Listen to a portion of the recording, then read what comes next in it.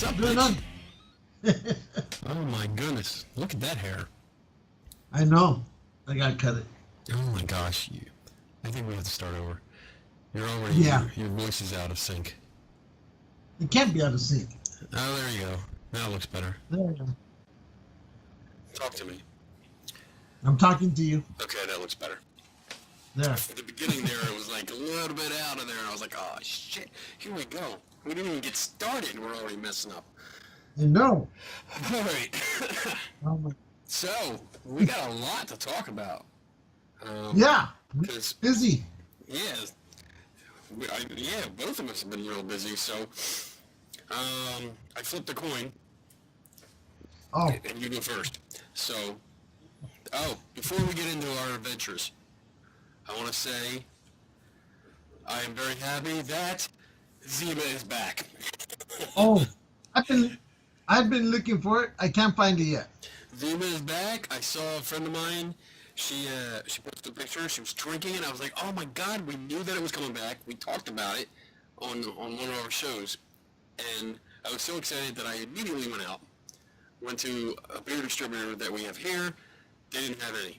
So I went to another one and found it and bought 2 cases. Get up in. What? I was talking to Roman. Oh. So I bought 2 cases. I have some, and I have dutifully put Skittles in this one. See them in the bottom there? So now I have a red Zima. I have a cherry Zima. I'll probably go get one after because the heat out here has been absolutely brutal. Is it? What's it up to? We've been in the high 90s, low hundreds, mainly low hundreds, like 104. Really? Wow. The most I was at was when I was in Vegas. We were up at 114. Oh, that sucks. And when we were at Hoover Dam, that was 116. Damn. That really sucks. I hate when it gets that hot. All right. You don't get that hot over there, do you? We get, yeah, we do get over 100. But it's got to be like, I mean, we've been in 90s here and there. Hasn't been a streak yet. But I hate that. That's why I won't ever live out there. But Yeah, we have a string of fires going on all around us right now. Yeah, that doesn't help. No. So. No, especially when I go out to the pool and parts of it have ashes floating on top. Really? Wow. Yeah. That sucks. But I still jump in anyway. I don't care. It's too hot to be thinking about damn ashes. It's a little ash. It's not gonna hurt you. Exactly. It just puts a little coating on you. Exactly. Catholics do it for Ash, but Wednesday we can do it. All right. So let's get into your trip. Where'd you go? So, the first place we went to was to Tombstone. Oh yes. Went to Tombstone, and interesting. The town hasn't really changed. I had put up some pictures. I didn't think I put some on here, on my Geeks and Ghosts. I will later, but went to the area, checked out the site in the original shooting where they had. It was in the area where they fought it out was probably as big as your living room and the room adjacent to it. Yeah. That's how big it was, and then it spilled out into the street, but that was towards the end. Okay. So literally today, if the fight were held again today, they'd all be getting hit by cars because the fight's in the middle of the street now. Is it an actual street? Huh? Is it an actual street? Because it looked like a lot of it was closed off. They closed off a portion of the location where they fought it out, but since it spilled out into the streets, they couldn't, close that part off. So you can literally see where it started from. Let's say if we were at your house, it would have started in your living room, the middle of your living room, and then it would have headed out towards the kitchen. Okay. Because I'm the only one that's going to realize that, and everybody else that's listening to this has Well, no if idea what you anybody, mean. yeah, if anybody wants to do it, maybe the best way for them it starts off in their living room and then it ended up in their sidewalk for Okay. them. You know, Yeah. but it was pretty cool. But the thing is, if you go out there, you really have to do the whole bargain shopping deal because you could see the same item at one place for $8, and then you could go just a store over and it's $20, and then you go down again and then it's down to $7. So you really gotta, if you see it and it's that one, I'll wait, I'll buy it, maybe I'll see it somewhere else. Right. Right here, Tombstone is the place to do that Okay. because it is a lot of the same stuff almost, and everybody just having different prices to the stuff. So if you ever go and you want to buy, just walk through the stores. Okay. Take your time. Then we went off the following day. We went off to go do Boot Hill, where we saw that famous ghost picture. Good. I like that ghost picture. Yes. Okay. So you had mentioned that you think that they have just placed a hat on one of the crosses, or they made one there. Yeah. Looking at from being there, I don't see how they could have done it. The only other logical thing, which would make more sense, was they had somebody hiding back there in the bushes, even though now it's all overgrown. But outside of that, they all claim that thing is real. That everybody who's gone in, Of course they do. I mean, that's yeah. They've all claimed that everybody who's gone in there to try to can't. Now the picture's over. I think the guy said, what, I'll say between almost 15 to 20 years old. I'm not exactly sure anymore. Let me see. Up there it is. Oh, there's pictures and stuff. No. View page. Dun, dun, dun. Taken in 96. All right, so it's 21 years old. So it's 21 years old. That's a long time, yeah. And a lot of that area has been built up. The background, there's only one trailer, I think, in the original picture. Now there's a few trailers back there. There's an extra palm tree off to the left. Next to one or two more palm trees or whatever that are back there. That's me. Yeah, and but the landscape has changed some. It's not as flat, it's not as dead and bush-wise as it is in that picture. Everything is almost literally up to the size of our boys or taller. Yeah. Because no one's going to go out there and chop down all those tumbleweeds and that desert sage and whatever. So, but it would make sense that somebody, that if it was hoax, that somebody was back there. Because trying to use Roman to go back there and even have him kneel or try to just get on his stomach, no way. He wouldn't be able to do it because then he'd just disappear. Yeah. It's going to be hard because, I mean, we talked about it. We talked about it while you were, I don't know if you were still in Tombstone. When did I call you? Yeah, I was doing that live walkthrough. Yeah. We were talking about it and just matching up the pictures with where you were, because I was looking at the picture and talking to you, and it was, you weren't in the exact spot. You didn't have the right angle, looking at the mountains and all that shit in the back. But a couple things came up. Like, one, yeah, it's been 20-some years since the picture was taken. So we don't know what the landscape was or who moved stuff or what was moved. And we also discussed about the crosses that were there, that a lot of them have been replaced. Because they are wood, and they're just left out there, and they start to disintegrate, so they replace them. And that was obvious. The originals, yeah. They keep them out. They keep them, closed off somewhere. Yeah. But they've replaced them as they started to fall apart and put in brand new ones. Because I was looking at them, was like, I don't remember them writing down with the marker any of this stuff the way it looks like. Yeah. And I remember a lot of the pictures looking at from Boot Hill and saying, man, this this cross here is too new. So that's when we went over and I asked the guy who was, I guess, in charge of it, and he says that yeah, they replaced a lot of them, and I told you about that. Yeah. And but again, they oh, and he mentioned to me they absolutely hate Zach Baggins. Why? Huh? Why? Because they feel he faked a lot of the stuff that was up there. Well, I'm not going to dispute that. 'Cause Yeah. I kind of feel the same way, so. Exactly. But they also feel that the other guy who does the ITC, Okay. they feel is 100% legit, and that he has proven so much stuff there that's real Wait. that it's almost like a following. See? Yeah, Steve Huff. Yeah, that douchebag.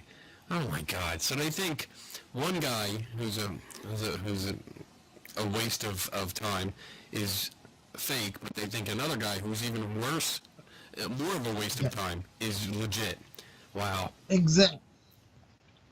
Wow! Exactly. And in fact, they started referencing me to there's a YouTube video on the Birdcage Theater, and I think it's supposed to be 2.5 hours long, maybe 3 hours. Yeah. And in that video, they have evidence of all the ghostly stuff that goes on, and it's 100% real. And I was like, I don't have time to look at this. You know what's interesting? I didn't like. I still look at the picture. It's very hard. It's very hard to look at the picture because the background is blurry. It's out of focus because the focus was on the guy in the foreground. So the blurriness behind him makes it difficult to figure out what's going on. And it's hard to get an original copy of that, like a high-res copy of the photo. And I'm not sure. I'm still kind of going with there might be a stone back there that a cross is in front of. I'd have to be there. You know how meticulous I fucking get. I'm like OCD with this shit. So I'd have to be there. But there's another guy that brought up a similar, a different idea about this.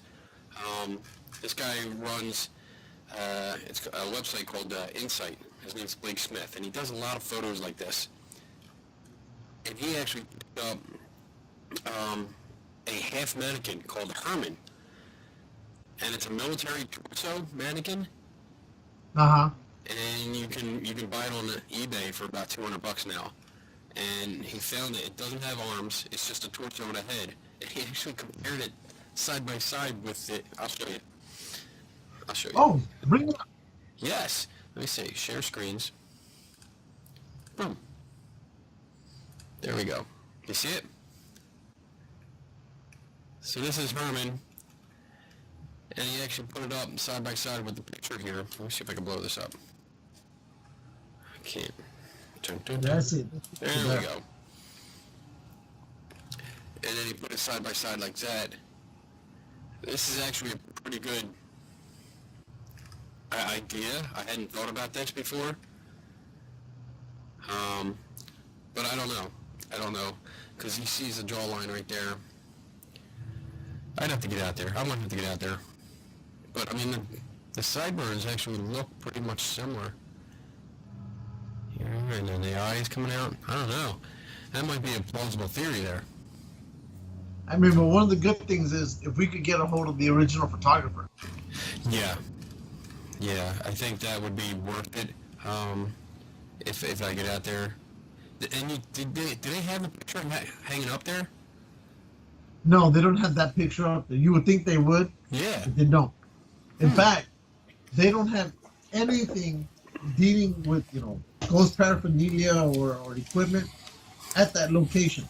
Wow. The closest thing they have to paranormal are all the pamphlets you get at the tourist places. Right. Here, these are the places to go see, and in that mixture is what's it called? Sister Paranormal, I think is what they're called. Okay. They basically nailed it down as this is their territory. So, but outside of that, he'll talk to you. They'll all talk to you. And he was telling me because Boot Hill is maybe a quarter of a mile from from downtown Tombstone, from the shooting. Okay. He was telling me that people have seen Ike Clanton, one of the ones that was involved in the shooting, actually seen him walking down the street back towards Tombstone. Okay. And I'm like, how do they know that? They go, well, they say it looks like him. I go, but he was dead. There's not very many pictures of Ike Clanton. But he said that, I wasn't going to argue with him. I was going to just try to get the information I wanted. Yeah. And so I said, okay, sure. And I let him have his way. Then I went back over to Tombstone, went to Sister Paranormal, and they're literally smack dab in the middle of the town almost. And they're not too far away from the Birdcage Theater. And every day, it seems like around 6 o'clock, they plant their asses right in front of the Birdcage Theater, and they start charging for ghost tours. So if you're there between 3 to 6, you can get a tour for $25. And if you're there between or after 6, if you start the 8 o'clock tour, they charge $40. Okay. And it's like a 4-hour tour. And they get you all over the place. They get you into the buildings. And that alone, I would go inside the buildings to see what they do. But at $40, maybe next time. Not this time. So I looked up the photographer for that Buddha Cemetery ghost is Ike Clayton. Yes, a descendant of the OK Corral Claytons. Great. And the proprietor. I too. Wait, he was the proprietor of a haunted saloon in modern Tombstone. So there was a saloon out there that he owned, and I remember seeing some show where they were talking to the guy who took the photo, and he owned the saloon. So maybe this was a publicity stunt. I don't know. Oh well. So you went to Tombstone. You had a good time. You shoot anybody? Say again? Did you shoot anyone? No. They wouldn't let me get near a gun. That's good. There was one place that you could shoot indoors. Yeah. And I just didn't feel like shooting. So, where else did you go? Where'd you go from there? And from there, we took off over to the Petrified Forest. Oh, yeah. Well, How was that? Well, before we went to there, we went to this place called The Thing. Because as you're driving down the highway, every 10 miles you see a sign, The Thing. And the closer you get to this place, the signs go from 5 miles to 1.5 miles to a mile to almost literally every 50 feet, 20 feet until you get there. So by this point, we had to go see The Thing. So they charge you $2 to get in. And what it is, it's a huge gas station with a Dairy Queen and a bunch of souvenir shopping. It's a trap. It's a tourist trap. Okay. And so we went in there anyway. Went to go see. We paid $2 to go see The Thing, and so you have to follow this walkway, and the whole time you're walking, they have Bigfoot footprints all over the place, showing you how to get to your location.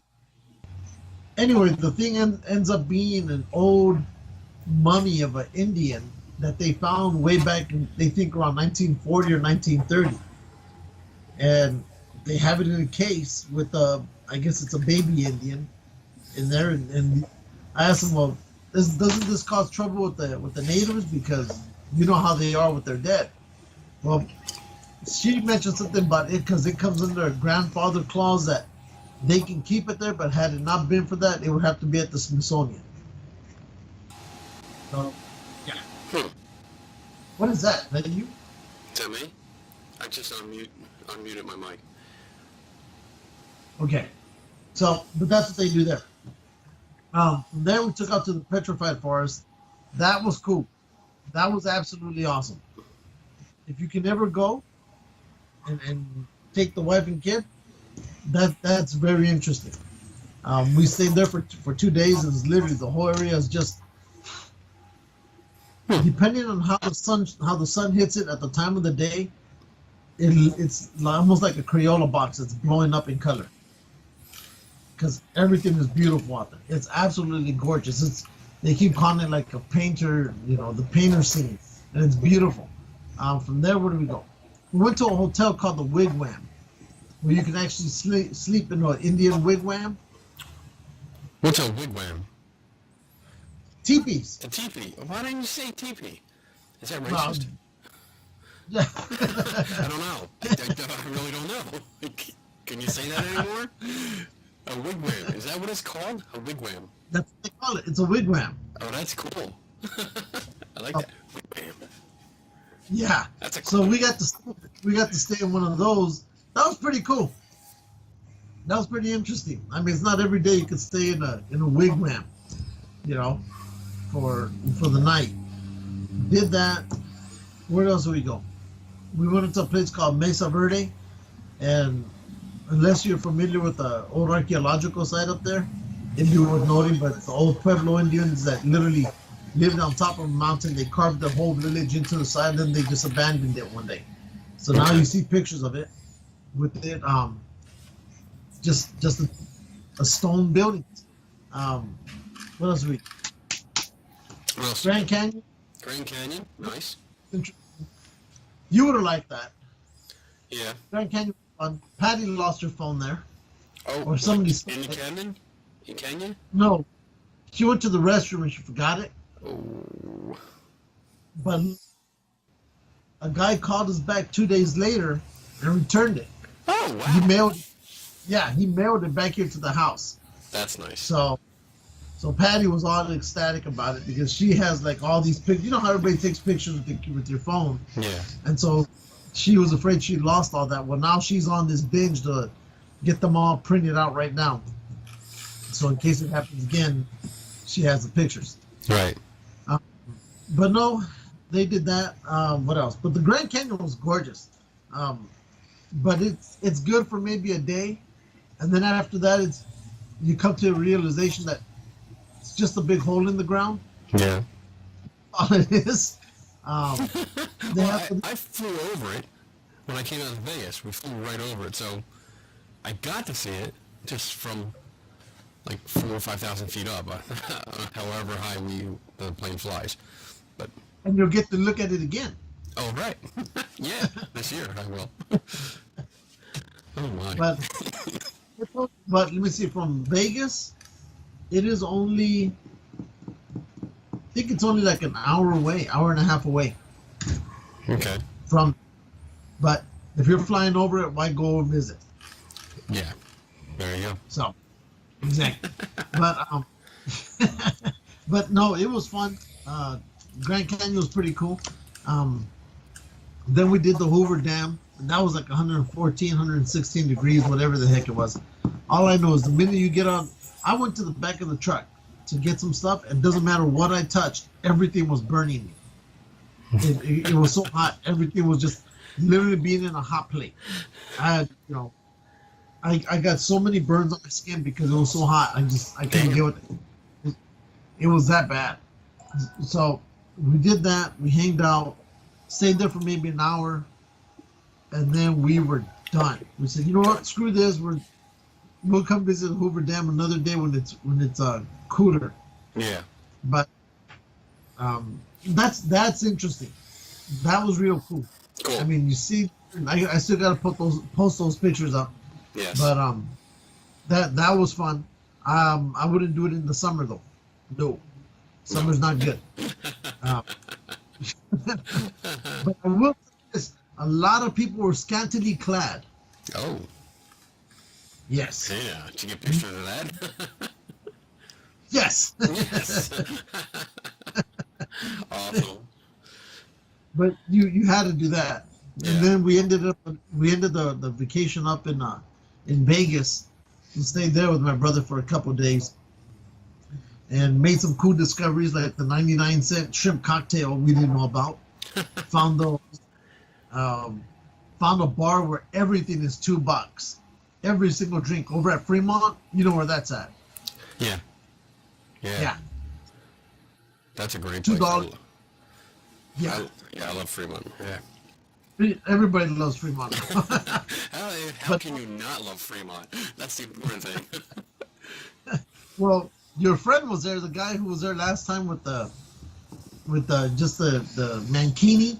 The mankini. that was so bad. He was there again, and what else?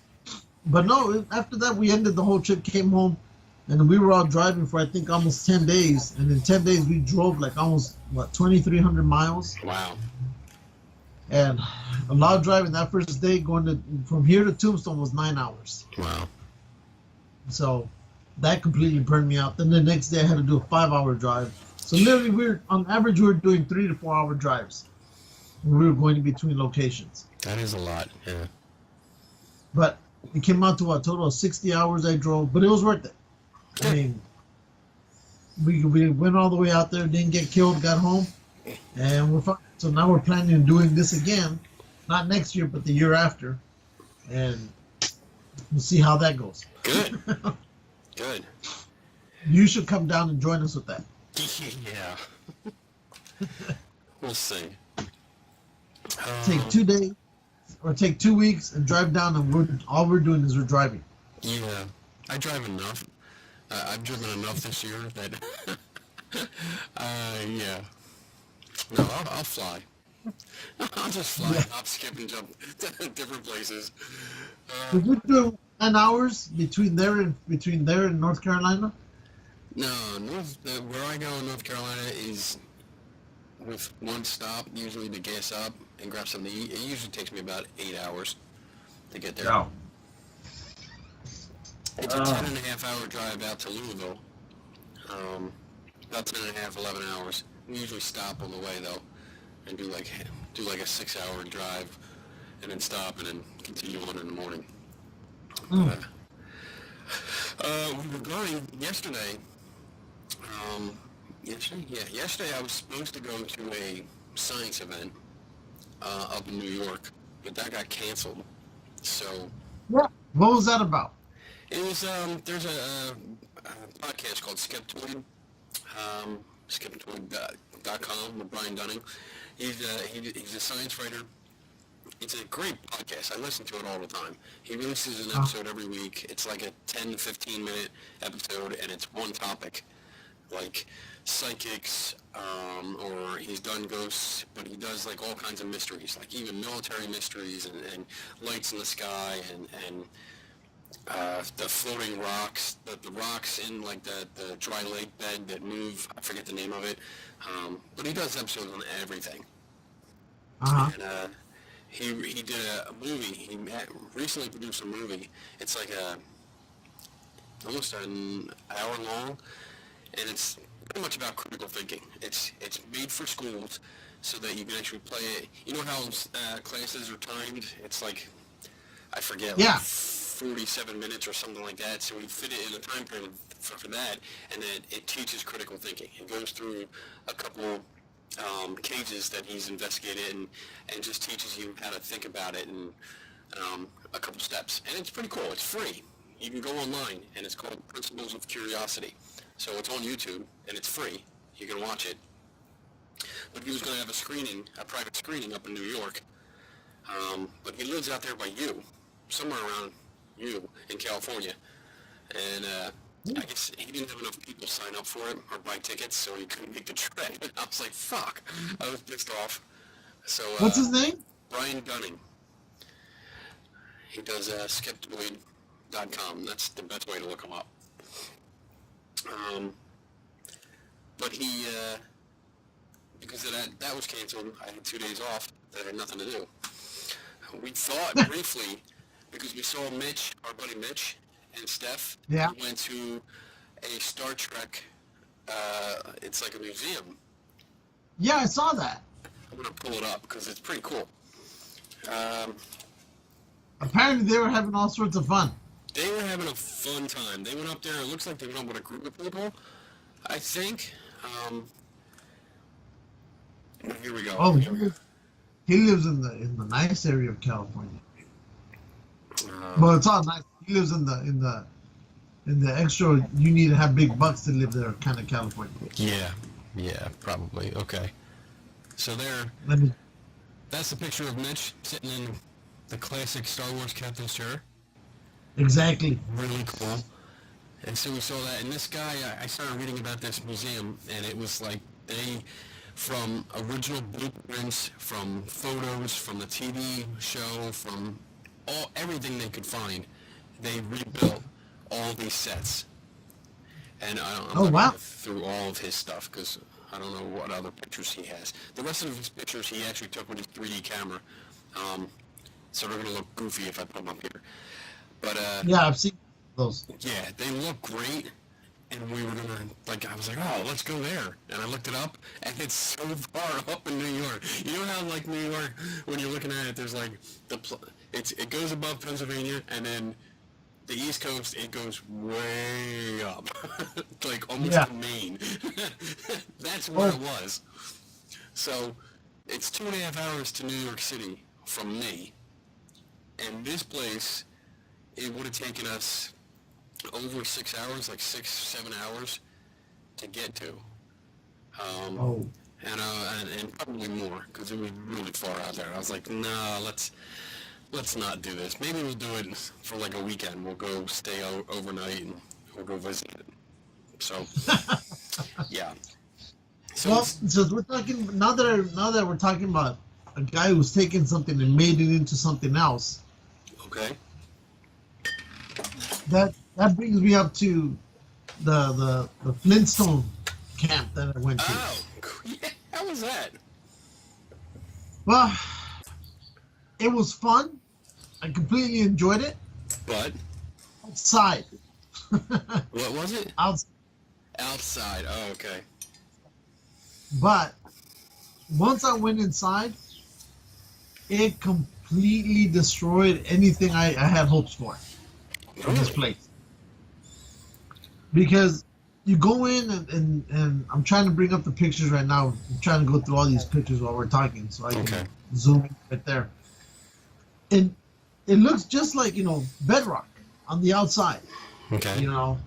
It's Fred welcoming you to his campsite, and you have, it says a diner, it has a hotel or a motel. Wait, look at that.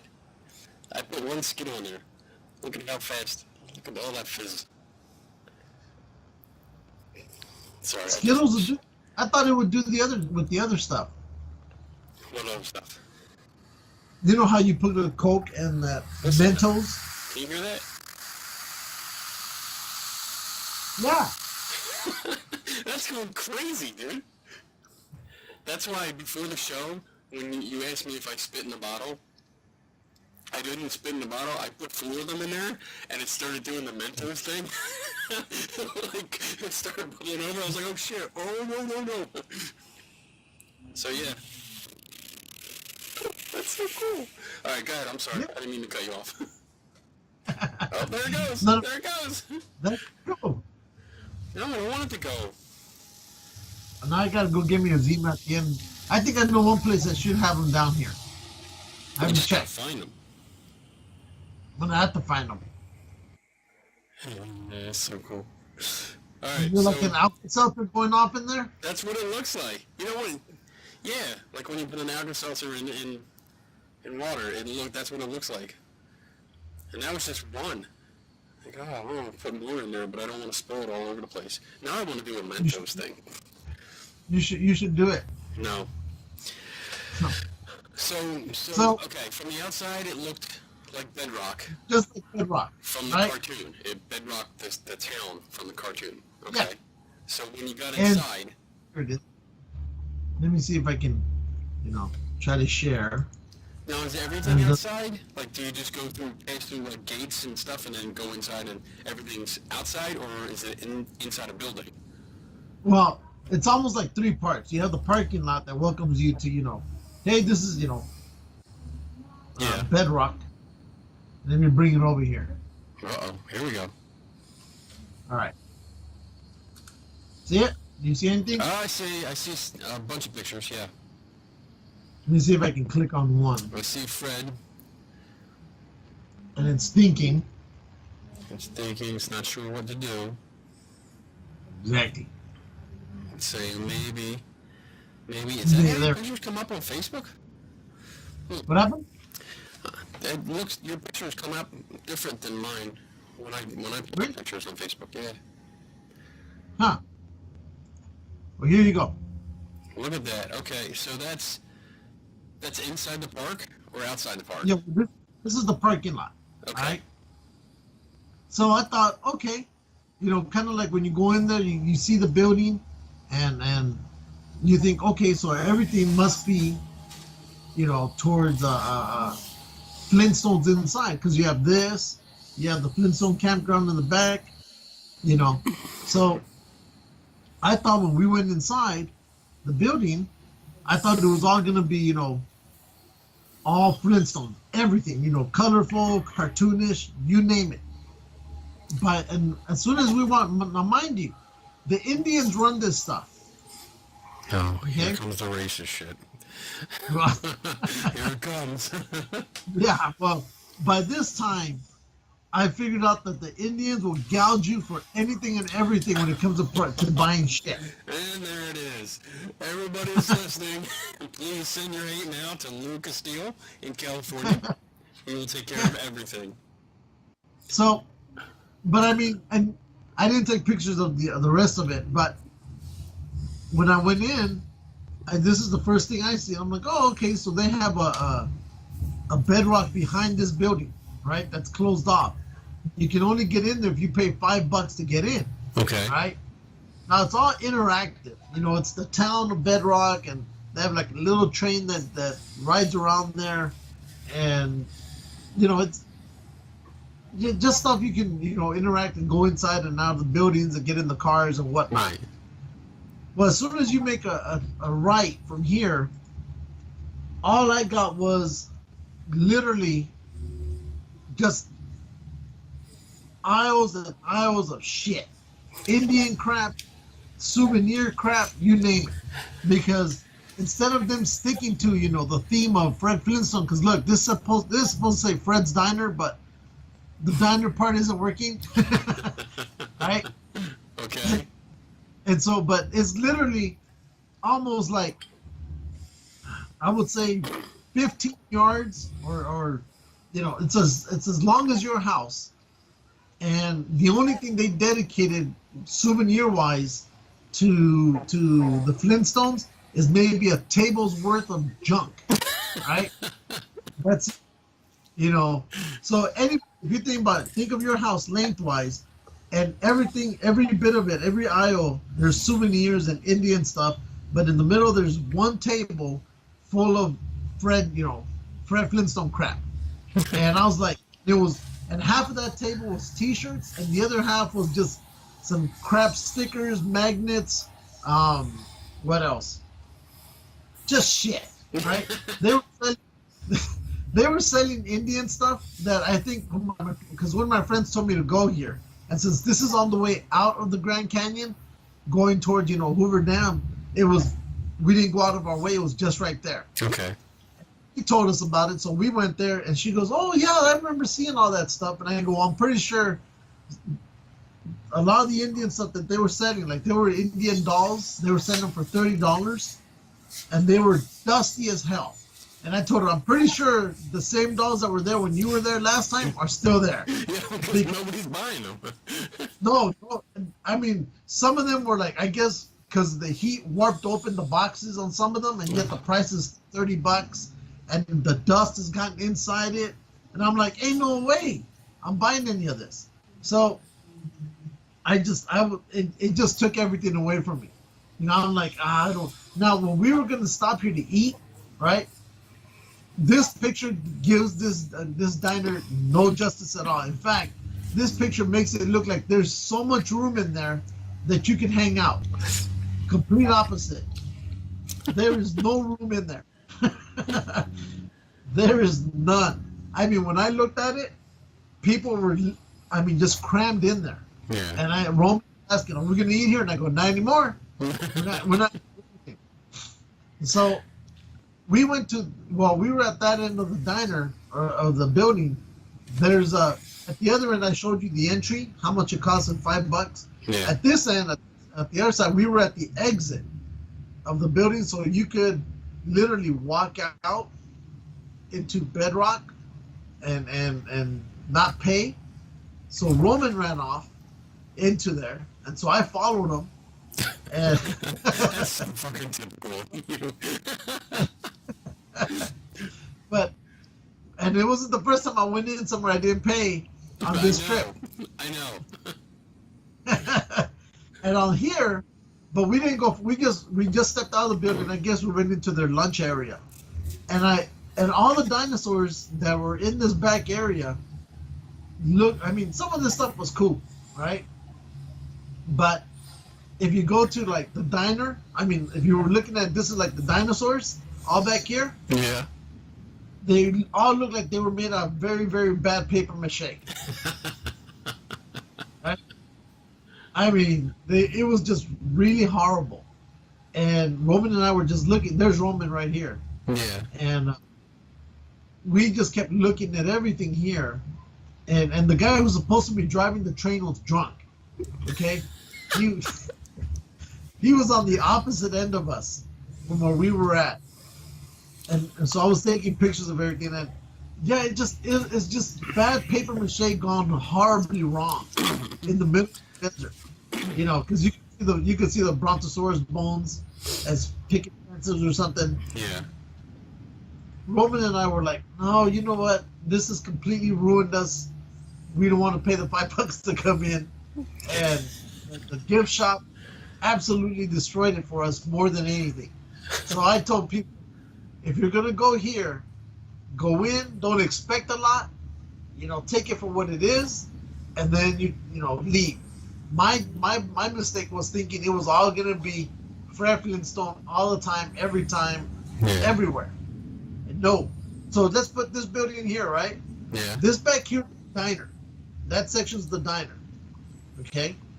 And then all this from that point here is all the souvenirs and Route 66 crap that they got, and right here is the table that they got. Okay, table is right back here, and everything here to here is just junk. Outrageous price junk. I like how they still advertise that they have film. It's like nobody has film anymore. Nobody. Well, apparently when I went there, people were saying it actually looks better than when I went there last time. I was like, really? Because the Indians own this. Because when we got there, they were even running late to their own building. I don't know how we got in. One guy, I guess the cook opened up the place and everybody was walking in and out. But they have so much potential to do so much more with this, and they don't. You know, I mean, just look at the lettering over here. It's like they were like, work on it, and they said, "Oh fuck, it's too hot." And then over here, you can see maybe right here the outline. You see like a little black outline. Yeah. Well, that's on, and then do it to all of these. I guess when they were writing out, Fred's Diner, they were supposed to follow the outline, and they didn't. Right? Because the outline sticks out farther than what they did. Wow. And yeah, this place had so much potential to it, and I had more fun looking at this than I did being in the actual damn building. Oh, that sucks. Yeah, so like I said, if you're gonna go there, I think here's another picture of it. There, that's supposed to be, I guess, a pterodactyl or whatever coming up, being born. But it was horrible. And like I said, the dude who was supposed to be running the train station, he was drunk because they've been out here trying to work on this truck right here. Yeah. And they knew what they were doing because I could see them, they would get hoses and they're like, where does this hose go to? And I'm like, dude, you just pulled it out of that spot. You should know where it goes. And there was 4 of them. So wait, they have a campground there too? Yeah. Yeah, it's over here is all, trailer park and everything, but basically there's no cover. If you're gonna camp, you're camping in the sun. There are hardly any trees whatsoever here. It's just flat, open land. And this is Grand Canyon. Yeah, that's beautiful. So, I mean, it's gorgeous. I mean, It really is. Wow. But Very cool.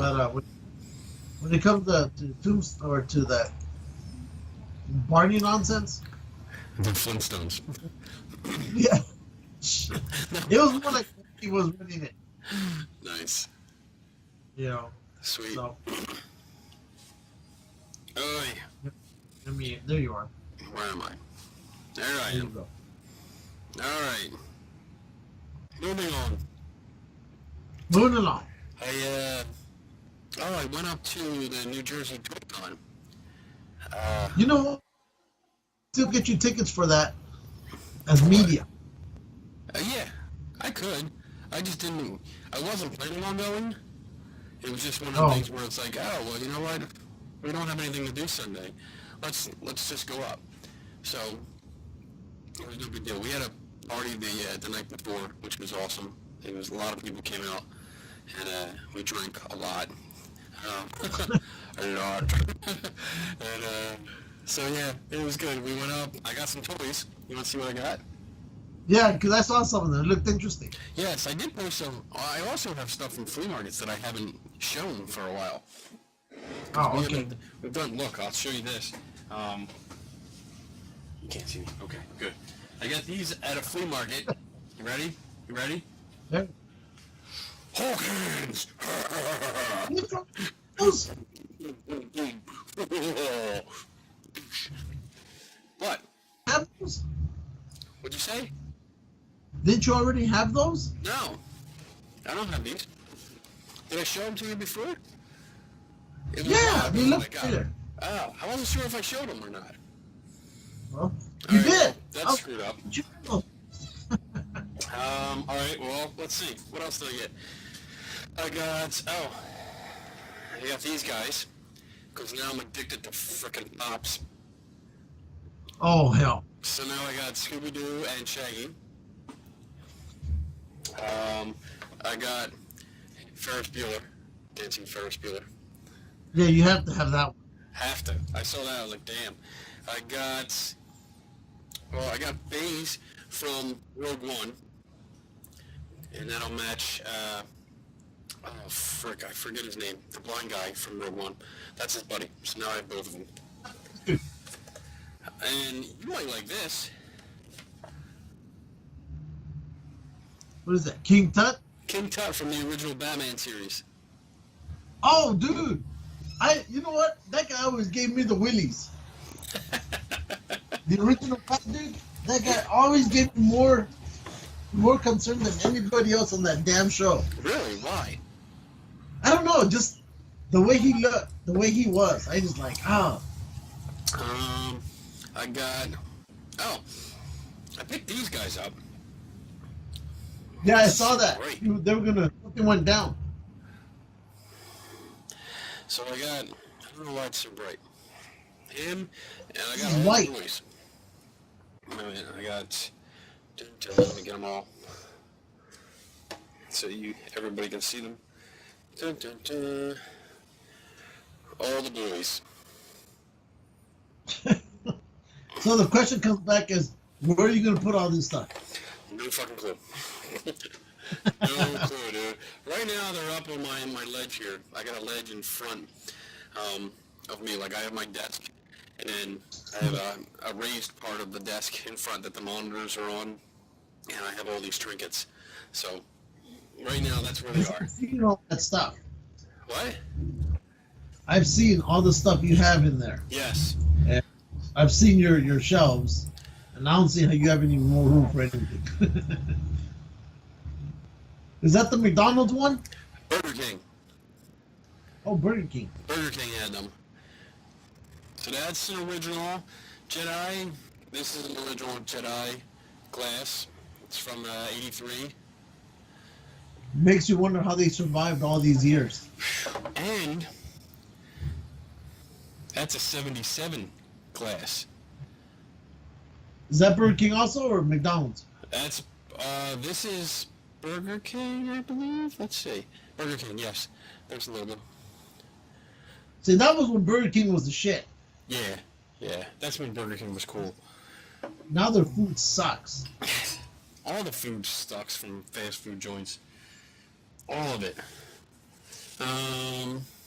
Not all of it. Let's see. I went out to Gettysburg. I picked this guy up. Wait, how much did you pick up the cups for? The cups. Oh, you ready for this? This Check it out. one, the Star Wars one, was $3. $3. Okay, a Happy Meal back then.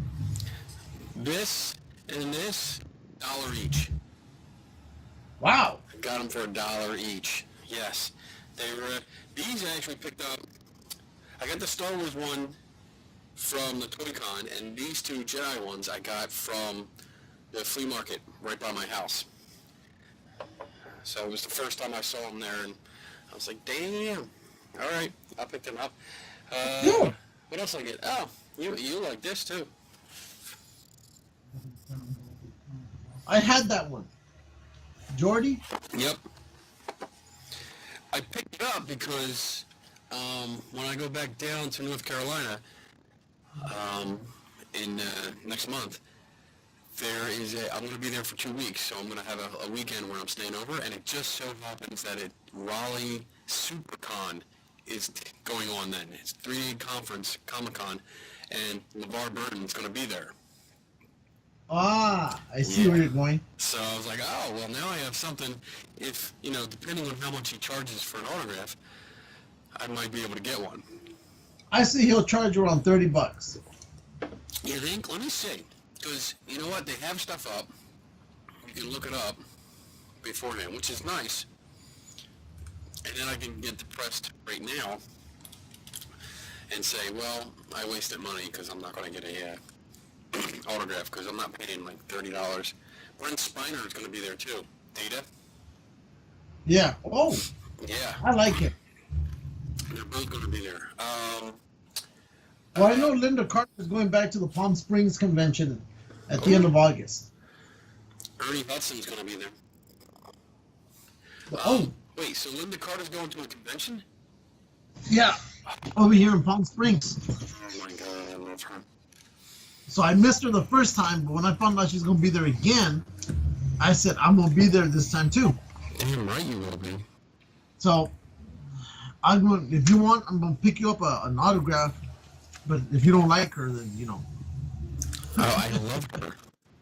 I'm like in love with her. I would, she's on my list still. She is beautiful. But if I can get down there to go see her, I will. So these are all professional photos. I hate how you have to buy tickets to get a photograph with people now. That's the new thing now. Bullshit. That's the new thing I've been noticing, that they're going with the, pre-buy the ticket now before you go see whoever. Yeah. It doesn't, these are all photographs. Oh, wait, autograph. Lee Majors is going to be at this one. Oh, you got to find yourself one of those old bionic man dolls. Yeah. I don't know. Wow. Look at this shit. Ric Flair, he's going to be there. Okay? And it's Ric Flair autograph / selfie combo ticket. $80. Oh, So they're charging you to take a picture with your own phone.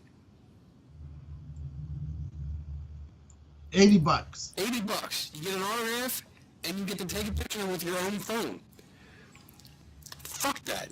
Fuck these celebrities that do this shit. I hate this shit. I understand you gotta make money, but I think the reason he's charging $80 it's is $80. That's the combo. A month ago he was just inducted into the World Wrestling Federation Hall of Fame. So I guess that's where he's trying to justify the money. For an autograph alone, it's $50. I don't know. Well, he's always been kind of pompous ass. Yeah. Yeah, I don't like him. But I wouldn't pay that. I don't like him. LeVar Burton. Let's see. Professional photo op. doesn't tell me like an autograph. It says $40 just for a picture with him. Just for a picture with them? Just for an autograph, yeah, just for a picture. It's $40. These are all, most of these are all photographs. It's not giving me autograph prices. That sucks. Oh well, Ooh. I'll figure it out on there. Most likely I won't get one. What else did I get? Oh, I got two things I'm gonna show you. You might like these. You probably saw pictures already. What? But, I saw pictures of our friend Brooke. Well, my friend Brooke. I don't know if you've met Brooke. She runs Brooks Nook. She sells lots of toys, mostly vintage stuff and oddball stuff. So, lots of shit that I like. Where does she have a store at? She doesn't have an online. I don't think she has an online store, but she goes to all the Comic Cons and Animal Cons and stuff, and she sets up her table at every one of them. Like every weekend, she's literally at a conference somewhere. And she's awesome. I love her. She always has these oddball things. So she took a picture. She posted some pictures from the Toy Con, and I looked at one of them and I was like, oh, I have the Darth Vader Star Wars action figure case. Remember that? And I got one for you. Oh. No, I didn't get one for you now. I sent you one, right? Yeah. I had one. Okay. So I've been looking for the C-3PO one. And I've seen it a couple times, but unfortunately people want like $40, $50, $60 Yeah. for them. Yeah, they're up there. So one of the pictures, I spotted one, and I was like, hey, is that a 3PO action figure case? Is that an original? And she sent me back a message. She's like, yeah, it's an original one. I have it. And I asked her how much, and she said $25. And I was like, well, I'll take it. I'll be there tomorrow. I'll be there sometime around 11. You know, can you put it away for me? She's like, absolutely. Because that's how it works when you know people. So then, I guess the next morning, before I left, she sent me another message saying that she had looked at it, and it wasn't an original. It was from 1996, and that it lights up, like the eyes light up and it talks. Yeah. And she sent me a short video. She borrowed batteries off of somebody and sent it to me. And I was like, well, if it's not original, you know, it's okay. It still lights up and talks. I'll still take it, you know, because why not? And so I get there, and she has it for me. I give her the money, she gives it to me, and I'm not really paying attention to it. I'm just looking at it, and then I started walking around more. And then I found another guy, actually a young kid, that had the original shiny 3PO case. Yeah. And I asked him how much. He wants $30 for it. I'm like, all right, $30 is still a pretty good price. I open it up, and it's immaculate. It's beautiful. It has all the straps inside that hold the action figures down. It also has the paper cardboard insert that shows all the figures. So here's the one. I'll show you the shiny one first. So there's that one. Beautiful. And I'll show you on the inside. Because I was like, wow. So that's what it looks like inside. Here's the original. All these straps are original. They're beautiful. There's only one sticker that's kind of messed up. This is what I can't believe. Yeah, when I saw that, I was like, how did that survive? Yeah. I mean, it's definitely got wear. It's got a little tear in the corner. But otherwise, it's beautiful. I mean, it's not discolored at all. It looks amazing. And all the straps, like I said, are perfect. The inside, it looks like whoever bought this put it all together. I don't remember if you had to put stickers on yourself, but it looks like he just put it away because the inside is there's no dust, there's no nothing inside this thing. It's beautiful. It looks brand fucking new.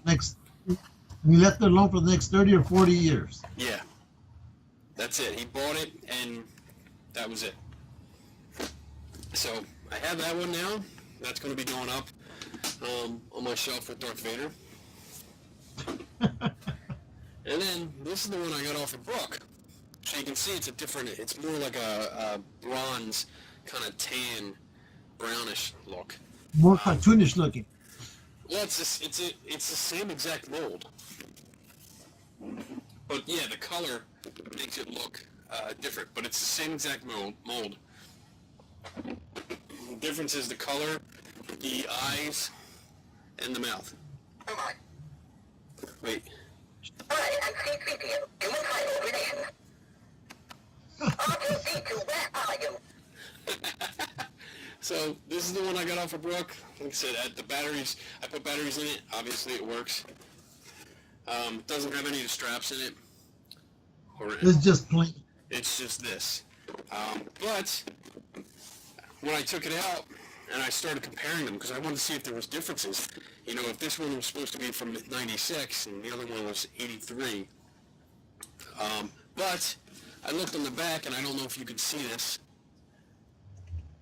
Yeah, I see the imprints. The imprint. It's stamped 1983, so this was an original too.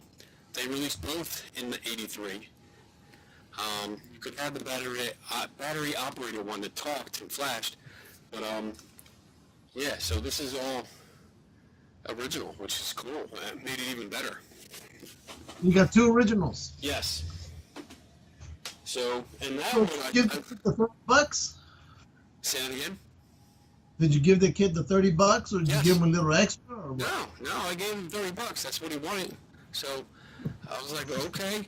It's one of the moments where I was like, okay, $30, okay, yeah, I'll do it. Here you go. And then I turned around, I was like, oh my god. Wow. Yeah, I mean, that one, the shiny one, is I was looking online, and like the cheapest you could find that was $60. Really? Yeah, for the shiny one. At the cheapest, it was $60. $60. And then, I mean, depending on condition too, because some of them looked like shit. I mean, they were obviously used. But Yeah. some of them were going up, if they were in decent condition, they were going all the way up to like $300 or $400. Where I was like, damn. Well, none of them had the inserts in it too, the paper insert. How much you could get just because of that insert alone. Yeah. But that doesn't matter because I'm not selling. Unless you offer me an insane amount of money. But that's enough you could find right there. Yeah. So that was good. That made my weekend. Yeah, it would make money too. I think that's it. Oh. I found this in a flea market. I don't know. It's like a book thing, but you can put on the wall, but it's some kind of weird demon with a penis. So Yeah. I was like, this is cool. I don't know. It looks like you hang it up on the wall. Like for a little, I don't even know what you would put on this. But there you go. Yeah, what would you put on? I don't know. Put your I just on it. I saw it. I was like, the guy's got like the head of a hawk or something, like it's some kind of bird, and he's got a normal penis. Okay, I'm gonna buy it. How much you want for it? He's like $1. I'm like, all right, it's mine. You got it. It's mine, damn it. Oh my gosh. Oh shit! I think that's it for the toys that I have. Yeah. Thank goodness, because if not, you wouldn't be able to be in that room anymore. I know, dude. I'm seriously running out of room. I took a Yeah. bunch of stuff up into the attic in bins. I didn't tell the wife yet, but so I could clear out room because I was running out. But What'd you put up? just bulky stuff that I actually had on the floor. Stuff that was like I didn't really like. I like it, and I'm not going to get rid of it, but I still want to keep it, so it's okay. Well, I did get something else. What else did I get? See, you're going to have a garage sale for yourself later. You know what? That's not going to happen. I am not giving up my shit. Damn it. I forget. I thought I picked up something else, but maybe I didn't. Did I show you that? It's an Iron Man thing. I did get that at the yard sale. Oh, the hand, the pulse. Yeah. So it's a bigger one. I have a small one.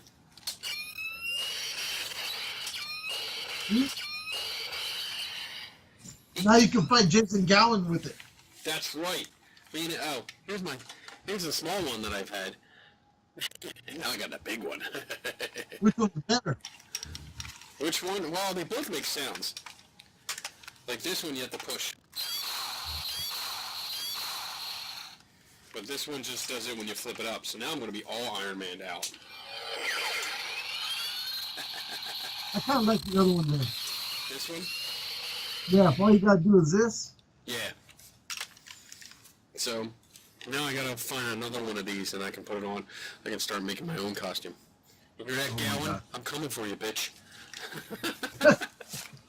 What happened with the cardboard AT&T? It's still down there. I haven't worked on it for a while. I put a base coat on the head, and that's as far as I got. So maybe this weekend. I have some time this weekend where I actually don't have any plans. So it's got to be when I get the mood, you know? I got to be in the mood, and I got to have hours and hours where I can just build and not be bothered. But, all right, what else? We got that. You had put a Bigfoot video up on our page. Oh, well, there's a couple now. Oh, my God. You putting them up now? One of them I put up right while we were getting ready. Oh, fuck that. Fuck Rob Lowe. He's an idiot. Seriously. I don't like him. I never liked him as an actor. But I know he's coming out with the show, I think, August 9th. Mm-hmm. And I was hearing him do an interview, and he was talking about, you know, this moment that he had with Bigfoot. And I'm thinking, just how exactly do you feel that it was going to kill you?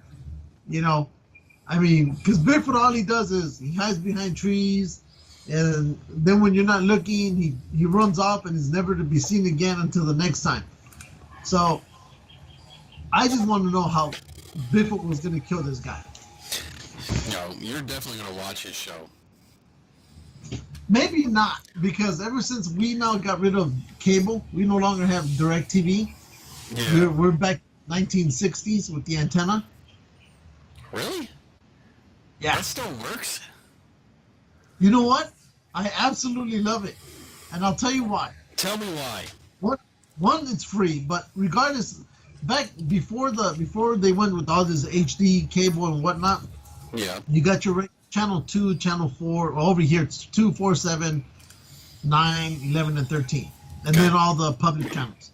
But now with this new system and the whole, you know, you have to have this antenna.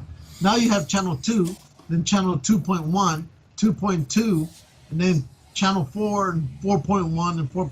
Etc. But what's funny is in all those extra channels are showing like classic TV shows, classic movies, classic game shows, regular movies now. And I'm like, dude, this is bad. I'm like, and I'm completely free of all that crap from, you know, DirecTV. And I absolutely love it better now because it's just, oh, I haven't seen this old show in so many years. Or I haven't seen this movie in years, whatever. But they're showing stuff that, you know, it's, if you loved it at one time, you're still going to love it now. And of course you got your regular channels that with all the regular, you know, programming and news. But I'm like, so I put it on. I thought the kids were going to rebel and burn down the house, but apparently everybody in the house is loving it because they're enjoying it now. You know, because there's stuff on there. They don't have to go through 500 freaking channels to see what they want. Now it's boom, boom, boom. Here it is. I'm done. And so the antenna only costs like, because I had to buy one for my dad because he was annoying me more than anything. But got him one, got one for myself, and they only run for like $25 to $40 depending on what you want. You know, on the receiving age, and worked out. And so, no, we're cool. We're Nice. good. So, because everything we watch now is either on the antenna, Netflix, or YouTube.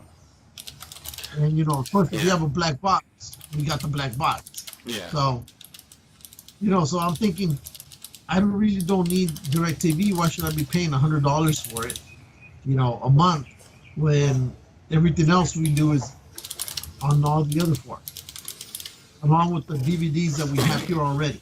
Right. So, and I don't miss it. I figured, you know what? Like this back in the 70s, I can live like this again. And before cable. And it's fine. I'm fine without it. Good. I'm a lot happier without it. There's one of the networks we have is I forget what it's called, but it's all the old show. It plays like Mulberry, it plays MASH, it plays like Hogan's Heroes, and stuff like that. And dude, once I see it and I get onto it, I can sit on the couch for hours and just watch that stuff because it's such great. Like it's I love the old shows. I love it. Nobody has a phone in their hand, which is amazing. And it's especially when I watch what is that? Is that Mulberry? The one with oh crap, Don Knotts.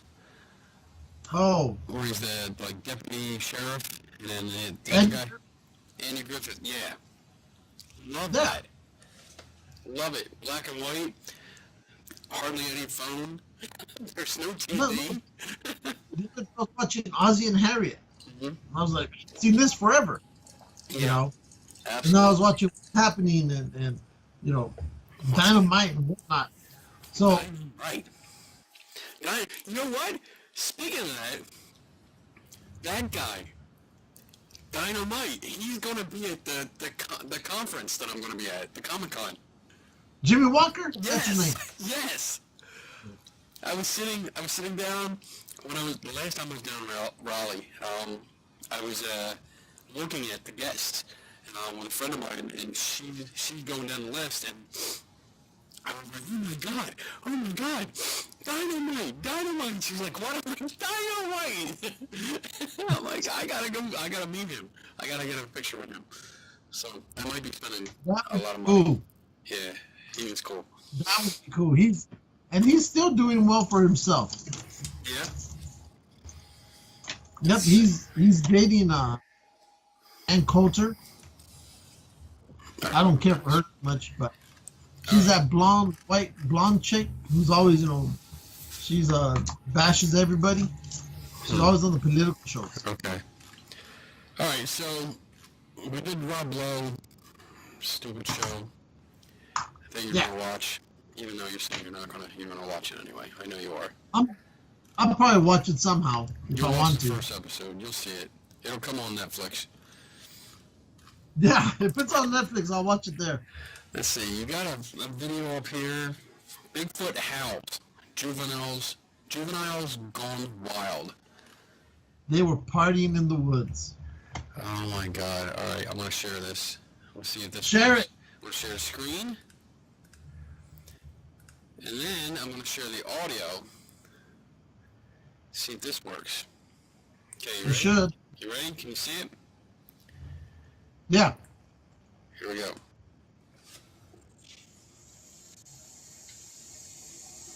I can't believe you can go down the cliff. My kids.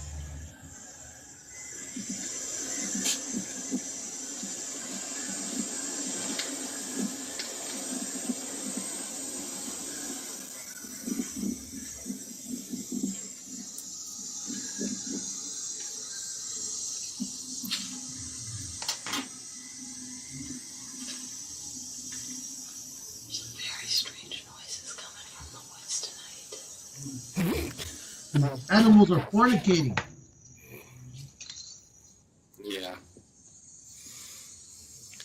This is 5 minutes long. Jesus, come on, get closer.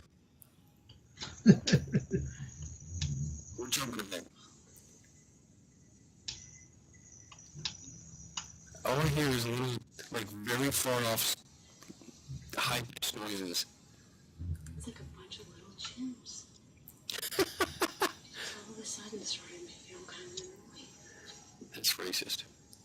They actually called it samurai jibber jabber. Samurai jibber jabber? Well, because when they've heard other Bigfoots talking in the woods, they said it sounds like samurais talking to each other. What the hell is that? That's Bigfoot. That's...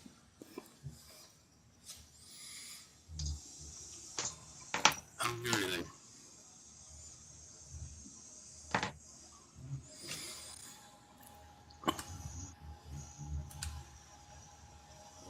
Yes, I'm jumping ahead. Jump ahead. This was insane. Is there like a whole group up there? Having a party? This is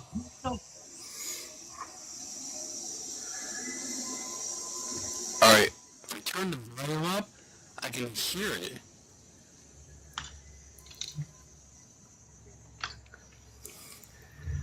you hear it? I hear high-pitched noises. It's Bigfoot. It's not Bigfoot. I hope it's recording because this is crazy. It's crazy.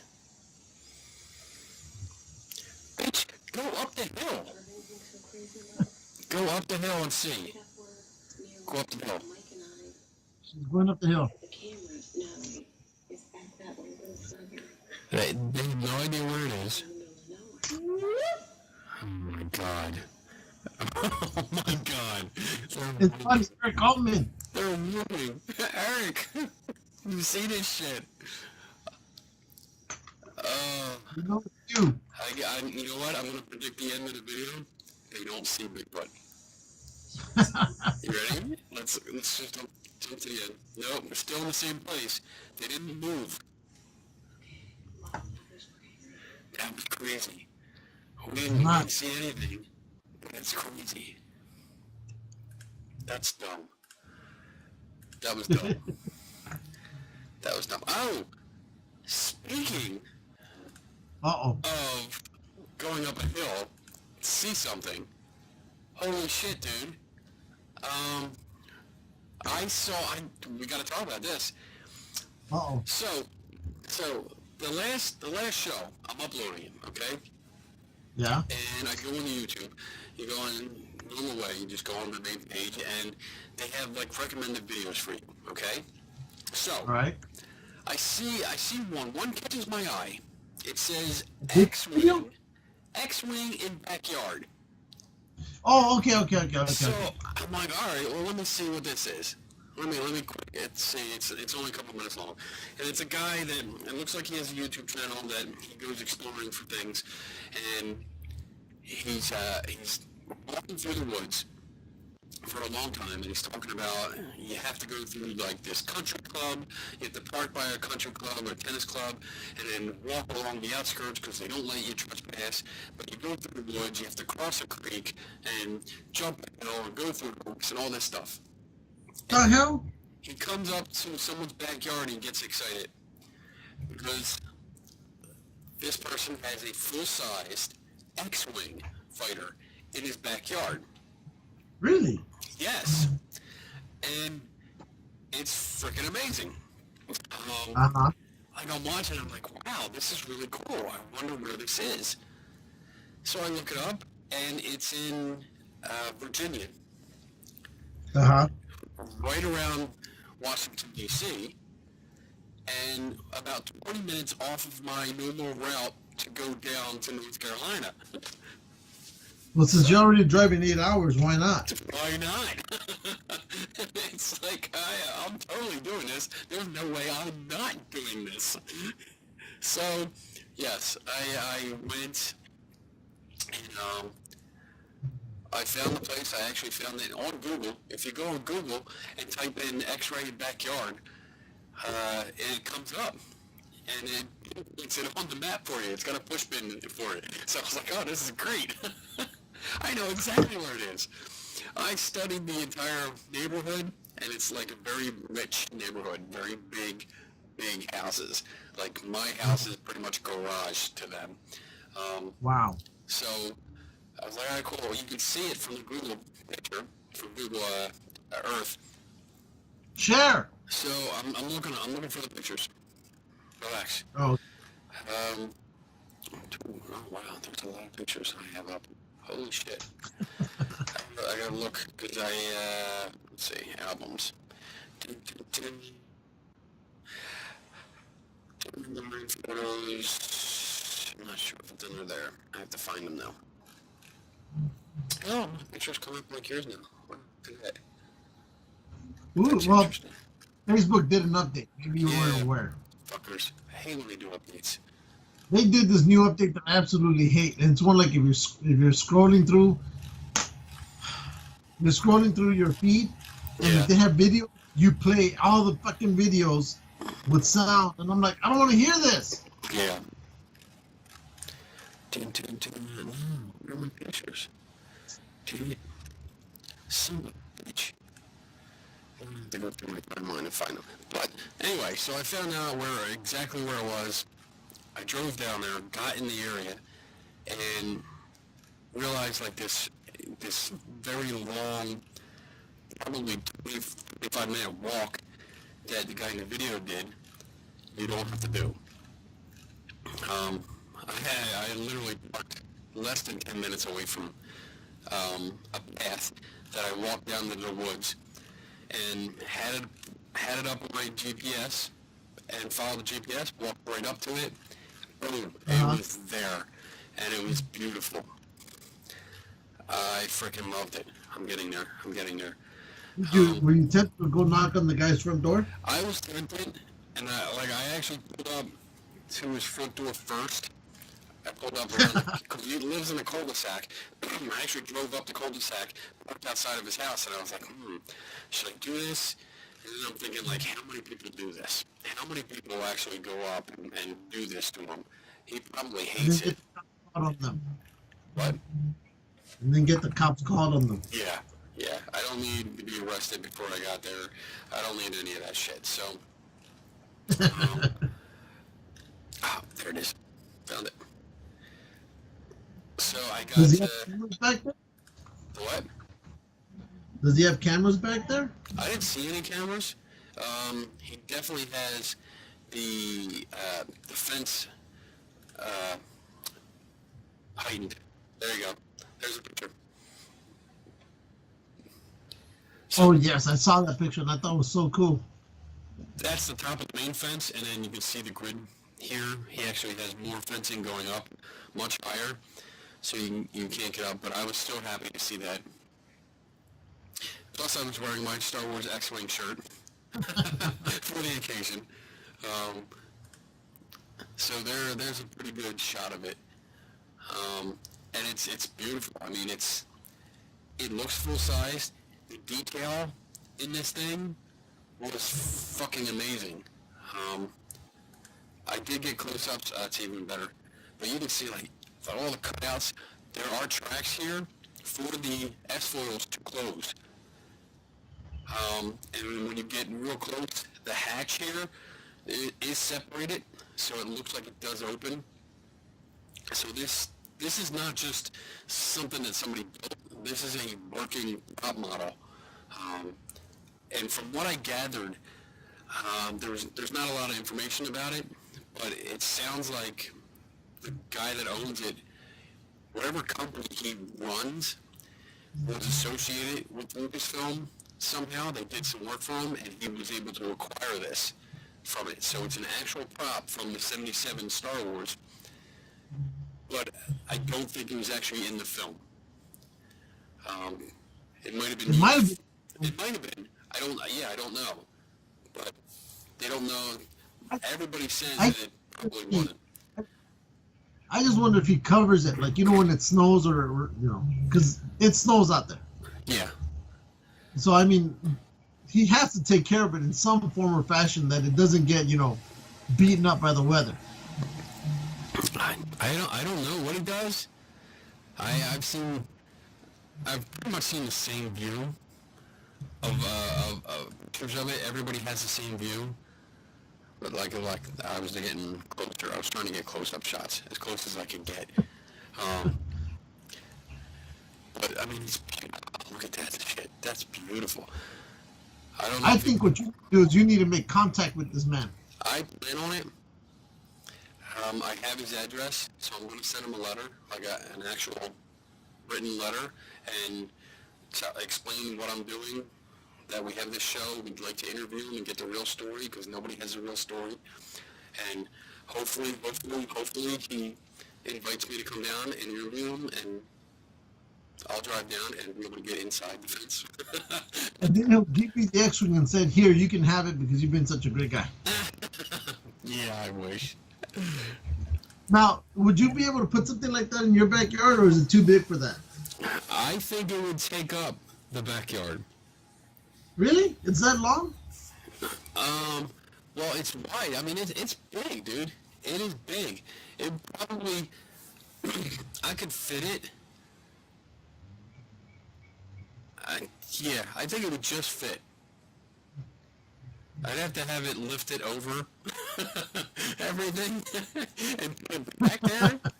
But yeah, it would just fit, I think. That's cool, though. Yeah, it's really cool. It was really cool to see, and I'm glad I found it. So What makes you wonder if some guy has a Y-wing or an AT-AT cockpit somewhere in his backyard? That would be cool. That would be really, really cool. I saw you put a link that Sega is releasing every single game from Sega onto the iPhone and Android for free. And they're already out there. They're I already went out out there? and I downloaded Sonic, the original Sonic, Nice. and it's true like they said. It's a little bit hard on the on the screen, on the touch screen, Yeah. but yeah, there are ads. Not a lot, before you play the game, of course, there's an ad, and in between levels, there's an ad. But if you want to buy it, if you want to play the version without the ad, that's $2. I think it's $2. $1 or $2. Anyway, yeah, it's the game. It's Sonic. So I was out there playing for the longest time. They have the majority of the Sonic games out there, but they said they're going to roll them out little by little. So I don't know what that means. Every week, every month. But yeah, the game's already out there. So if you're into playing old Sega games, they're there. Wow. Check them out. Go to the App Store and you'll find them. So this article from the Inquisitor says that Sega Forever will launch this week on iOS and Android for free. And when is this? This is, I don't know the date, but you said they're already out. Okay. Some of the titles that are expected to be released are Mega Drive games Altered Beast, Comic Zone, Kid Shyamalan, Phantasy Star 2, and Sonic the Hedgehog. Comic Zone is out. I think Phantasy Star is out. I don't think Altered Beast is out yet. I don't remember seeing that one there, but there's at least 16 games out. Says according to the Metro UK, these games will be playable offline and has modern features such as cloud saves, online leaderboards, and Bluetooth controller support. Nice. Yeah. Sega plans to release a new game every 2 weeks until eventually incorporating titles from every Sega console from the SG-1000 through the Dreamcast. Behind the Sega Forever concept is Chief Marketing Officer Mike Evans, who shares that he also has plans of including previous unreleased games in the West launch as Dreamcast game. Oh God, I can't even say this. Sega-ga-ga. It's literally Sega-ga-ga. Sega-ga-ga. And Okay. Girls Garden, the first game from Yuji Naka. We've never before done something that really crosses all the different gaming eras, and it isn't prejudice against someone because they grew up in the 80s versus the 90s. So, wow, every 2 weeks we're going to release a new game. That's awesome. And check it out. My buddy There's Steve, I was thinking of, I hope they bring out this game because I need to finish it. my buddy Steve, that he lives in Texas now. He used to live up here. We used to play all the time. Every game console that came out, that boy had. Like, he would buy it right when it came out. He bought every freaking game, every attachment, every accessory everything. I forget the console, but maybe remember the Robotique? There was a console that had you could literally buy this like Mech Warrior cockpit thing. Yeah, that was on. I don't remember what it was. It was on the same. It was no. It was on the Xbox, the original Xbox. Was it the original back then? What I'm thinking, where you could buy the cockpit by itself and you had all the buttons and everything. With pedals, everything. Yeah. Yeah. You had switches That and was buttons. the original Xbox, because I was thinking about buying it when it first came out, because I really wanted it, because that was awesome. Now I gotta look it up. What do you think it was? Like a Mech Warrior? It was a Mech Warrior theme where you know, that console had every button. There was even a button for a windshield wiper. Wait, there it is. I found it. What is this? What is this for? Steam Community Guide using Steel Battalion. Yeah. That's what it was. Oh, look at this. I'm gonna show you because this is awesome. But there was a button on that controller or on the console for your windshield wiper. So. Look, there it is. Yep. That's it. Steel Battalion, 64 drives. Wow, that was awesome. He had that. He had this thing, and I remember trying to play it, and it was. I think it cost $200 when it came out. It was ridiculous. But it was fun. I mean, it was fun trying to figure it out. Once you got the hang of some of it, it was great, but it was so hard trying to figure out what all these fucking buttons did. But that was awesome, dude. I remember that. Now I want it. You should get it because it's probably more affordable now than it was back then. Probably. Shit. Yeah, we played that for a while. Because I think back then it was $200. Whew. No thanks. Alright, so that's And, done. you know, there was also one that came out. It was for a jet plane where you would fly combat jets, and it also had all this, joysticks and all sorts of stuff that went with it. And I wanted it. The price again threw me off, but I think it was for like $150. I think the name of the game was Air Combat. It was a whole series. Okay. So, That would be cool. shit, you can get them now at a cheaper price.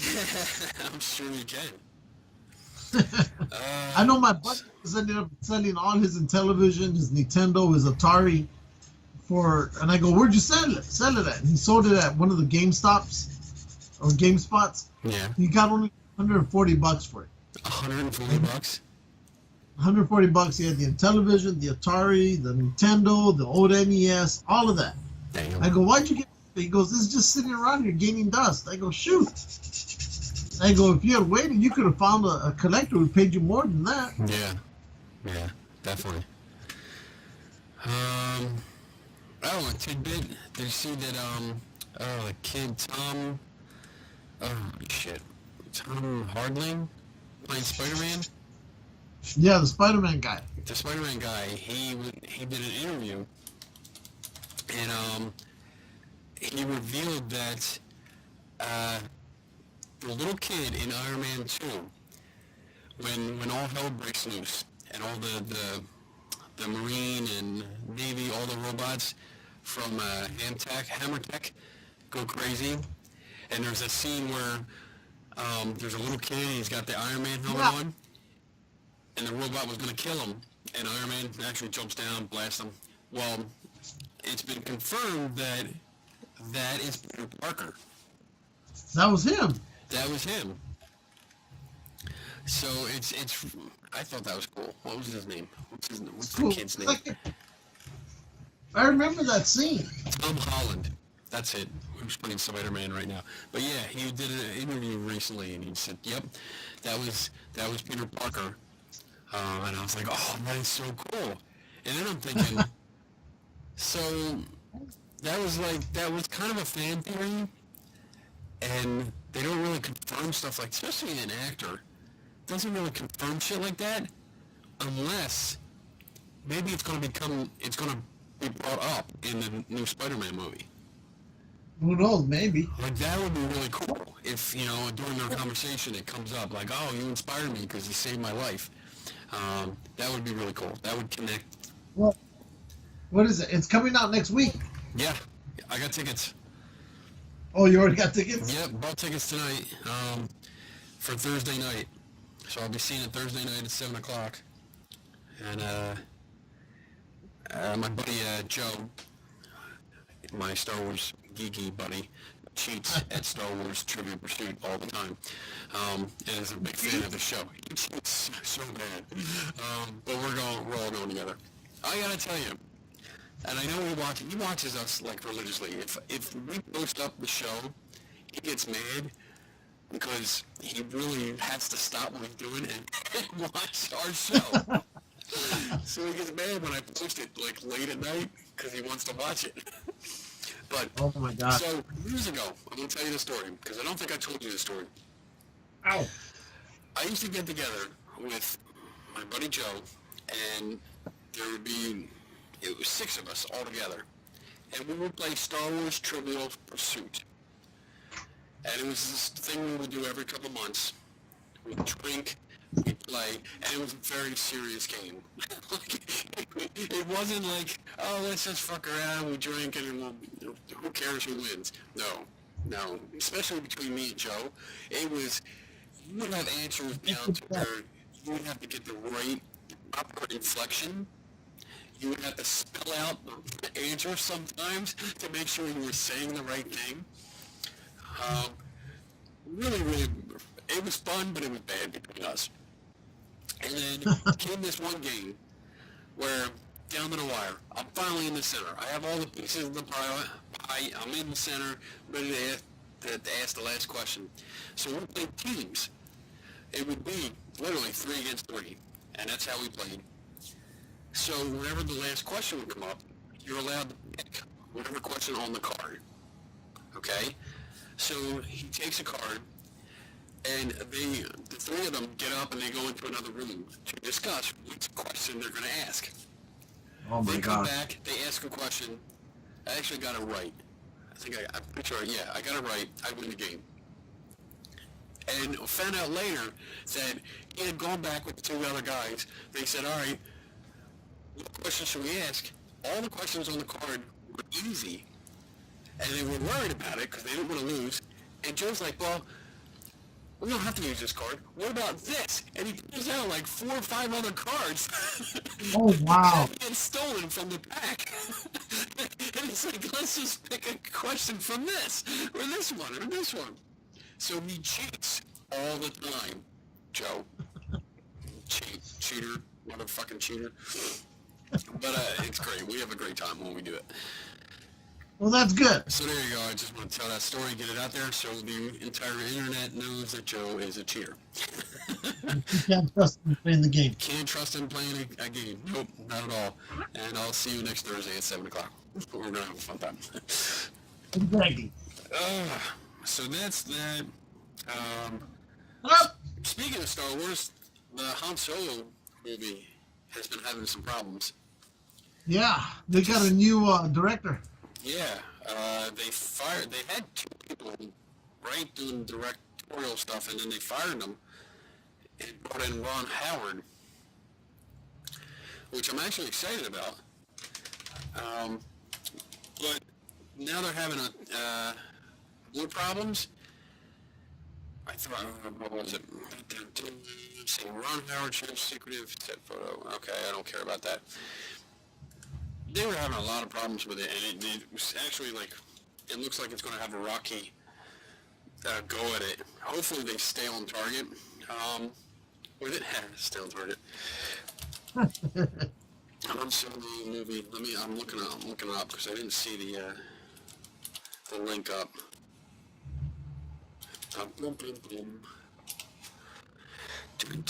Unsolo production problems. Fired editor and last minute changes. Oh, let's see, drama on the Han Solo movie set included a fired editor and a last-minute acting coach for its star. That was the other issues that they're having to do. Like, they're in the middle of filming, but they had to hire an acting coach for the main actor, which is pretty bad. So how the hell does he get past the cast? The casting, I and then don't they know. now figure out, oh, he can't act. After last week's surprise firing of directors Phil Lord and Chris Miller for the upcoming Han Solo Star Wars anthology movie, more stories are surfacing about the unstable production. The Hollywood Reporter has learned that, as previously reported, the Lucasfilm president Kathleen Kennedy and the directing duo did not hit it off from the start of the production. Both sides struggled with control, as there was a constant battle over how scenes should be shot and how much Lord and Miller could stray from the script. Written by Star Wars veteran Lawrence Kasdan, who wrote Empire Strikes Back and The Force Awakens. Well, then there should be some hope. In one instance, the train was told by sources that Lord and Miller only did 3 different setups, camera placements for a scene shot on the Millennium Falcon versus the 12 to 15 that a movie of this size usually does. This led to limited options to choose from editing. Blah, blah, blah. In May, things got really bad. Lucasfilm fired editor Chris Dickens and replaced him with, Pietro Scalia. And the company also brought in an acting coach for its star, Alden Enrique. I can't say these names. Why are they picking such hard names to say? Because they're getting only foreigners. No. Alden, who plays the young Han Solo, a rarity this late in production. So this is what's sending people scared, like, oh shit, this film's in trouble. Lucasfilm wasn't satisfied with the performance.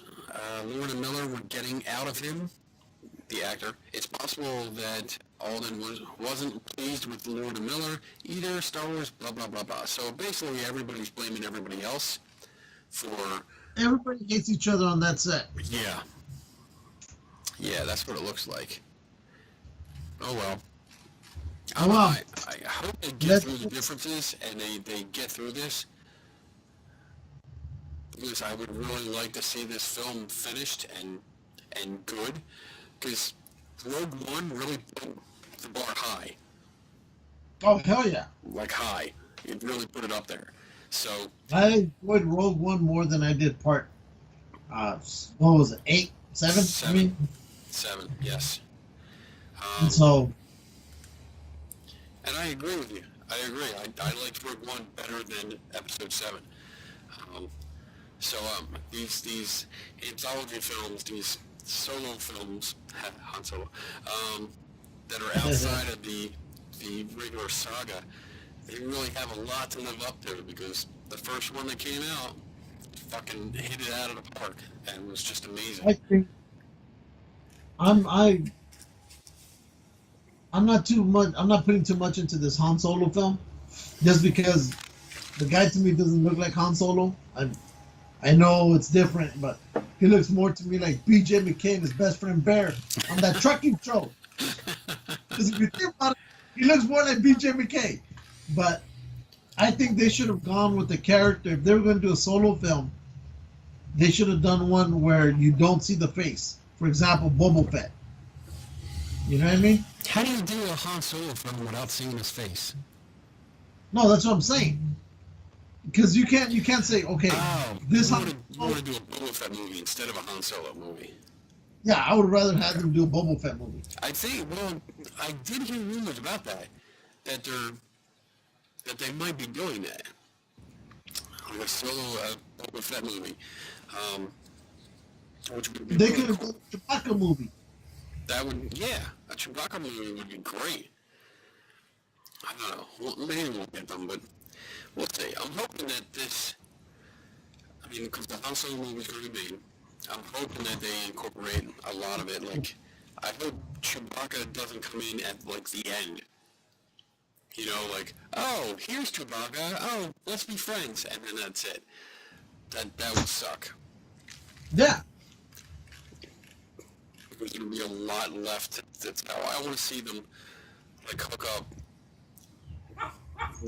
before halfway through the movie.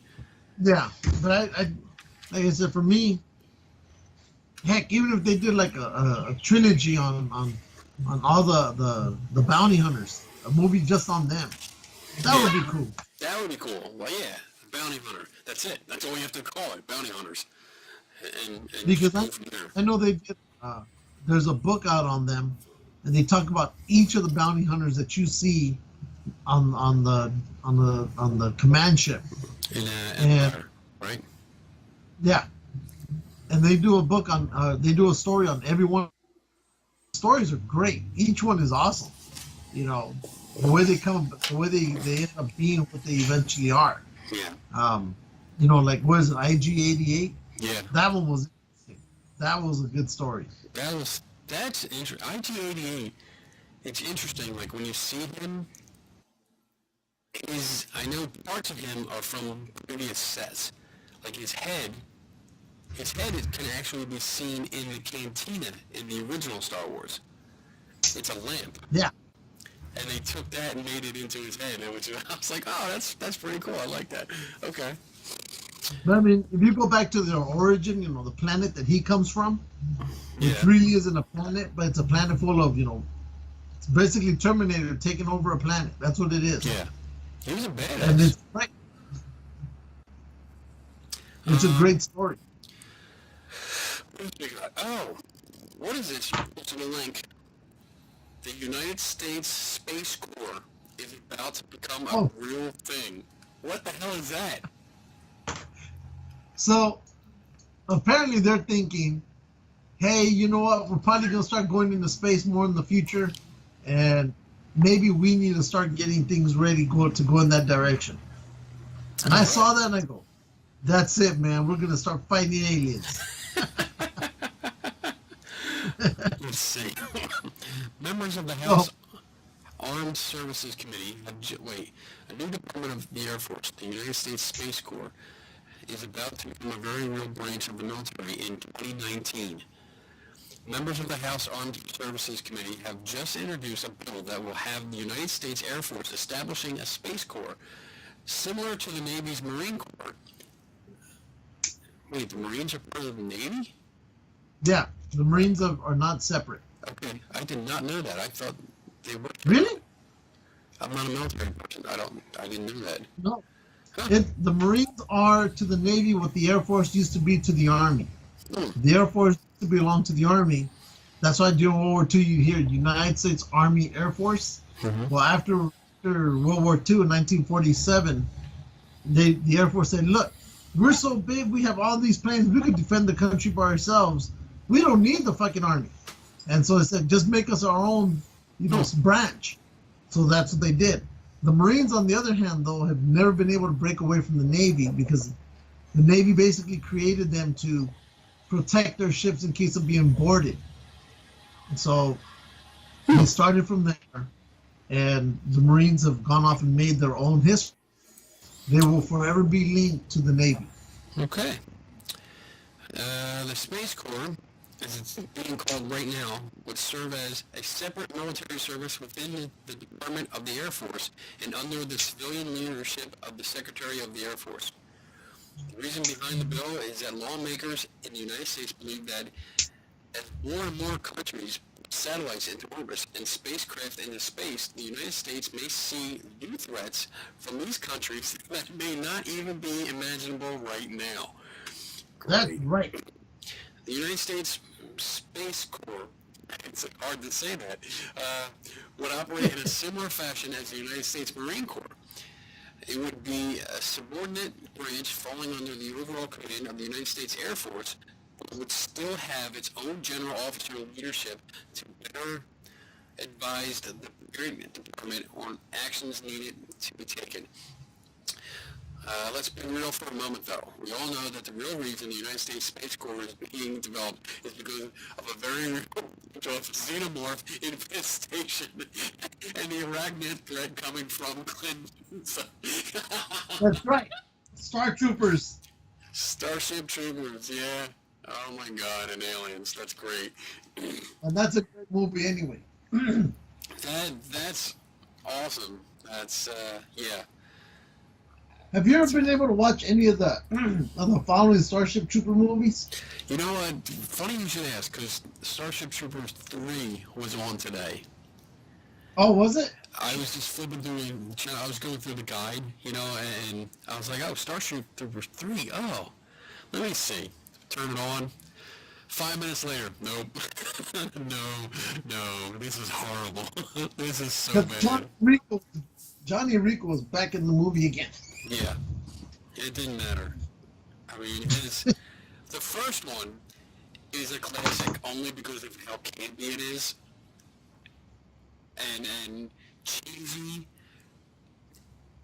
That's all I can say. It's very cheesy. It's very campy.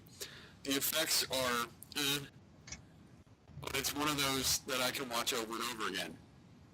Yeah. And it's just, yeah, the bugs all over the place. The effects were kind of good. The whole brain bug that looked like a JJ with the claw coming out. I mean, it was, yeah. I think that purposely made it look like the absolutely. feature. Absolutely. They did that on purpose. It's a big JJ run. Yeah. But Denise Richards was just, she couldn't stop smiling, which was just horrible. They're in a war with bugs. People are dying all over, but she can't stop smiling. So it kind of it's a good thing she was hot. That's it. But you know what? For the guy who plays Johnny Rico, Casper. he never could get his movie career started again. No. He went off, did a couple films, they didn't do well, so he went back right into the Starship Trooper stuff because that's the only thing that really pays off for him. Yeah. But everybody else who's affiliated has moved on. Yeah. I did get to meet the girl that played Diz, in the film. Her name's Dina Mayer.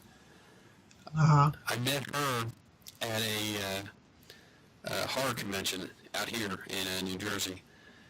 And she is still, oh my God. That was funny because I went to that conference with East Coast Cat, and she was laughing her ass off at me because we got in line, and it was a short line, got up to talk to her, and I was just like, I was that 12-year-old boy that could not talk. I was like, you're so pretty. It was horrible. But I did get at least she remembers you. Yeah, she'll remember me as a idiot. So that's great. Blithering idiot.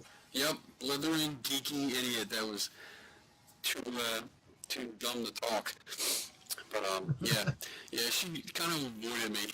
She'd rather talk to Kat because I was like, I don't know what to say. I'm totally You probably couldn't stop smiling either.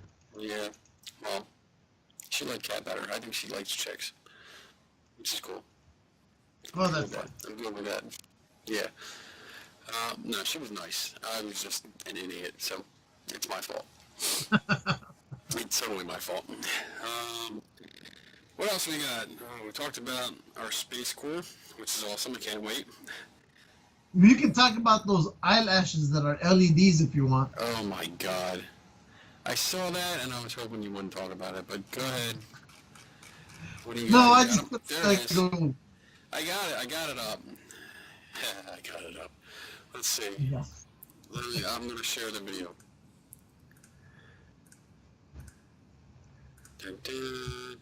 I'll share audio. I don't like having to share audio and sound system, but at least it works this time. You can hear everything, right, when I play it? Yeah. Okay. Here we go.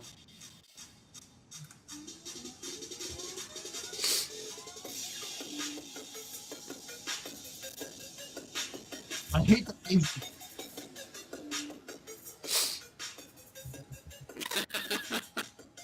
This is so dumb.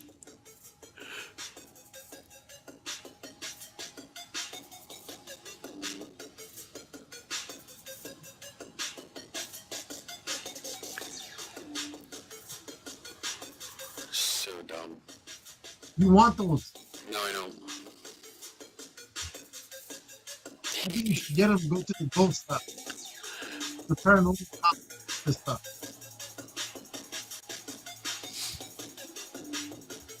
Oh no, I wouldn't be able to talk to somebody.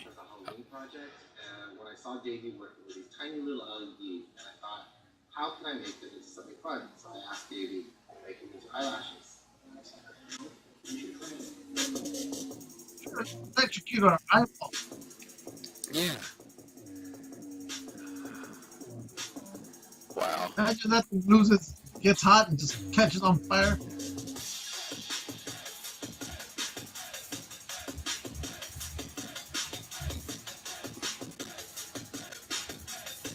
I mean, you know what? It'd probably be good for like a costume, like what she's doing here. It's kind of like cosplay, but oh, some magic, nice, cute. But like these people look so fucking bored. In the know. Like they don't look bored. They don't look excited. They're not happy. None of the No. usual marketing techniques are being employed here. Nothing at all. They look fucking bored, which makes me not want to buy them. I wonder if they're gonna take off though. No, they won't. I hope they don't. I'm gonna hope that they don't take off ever.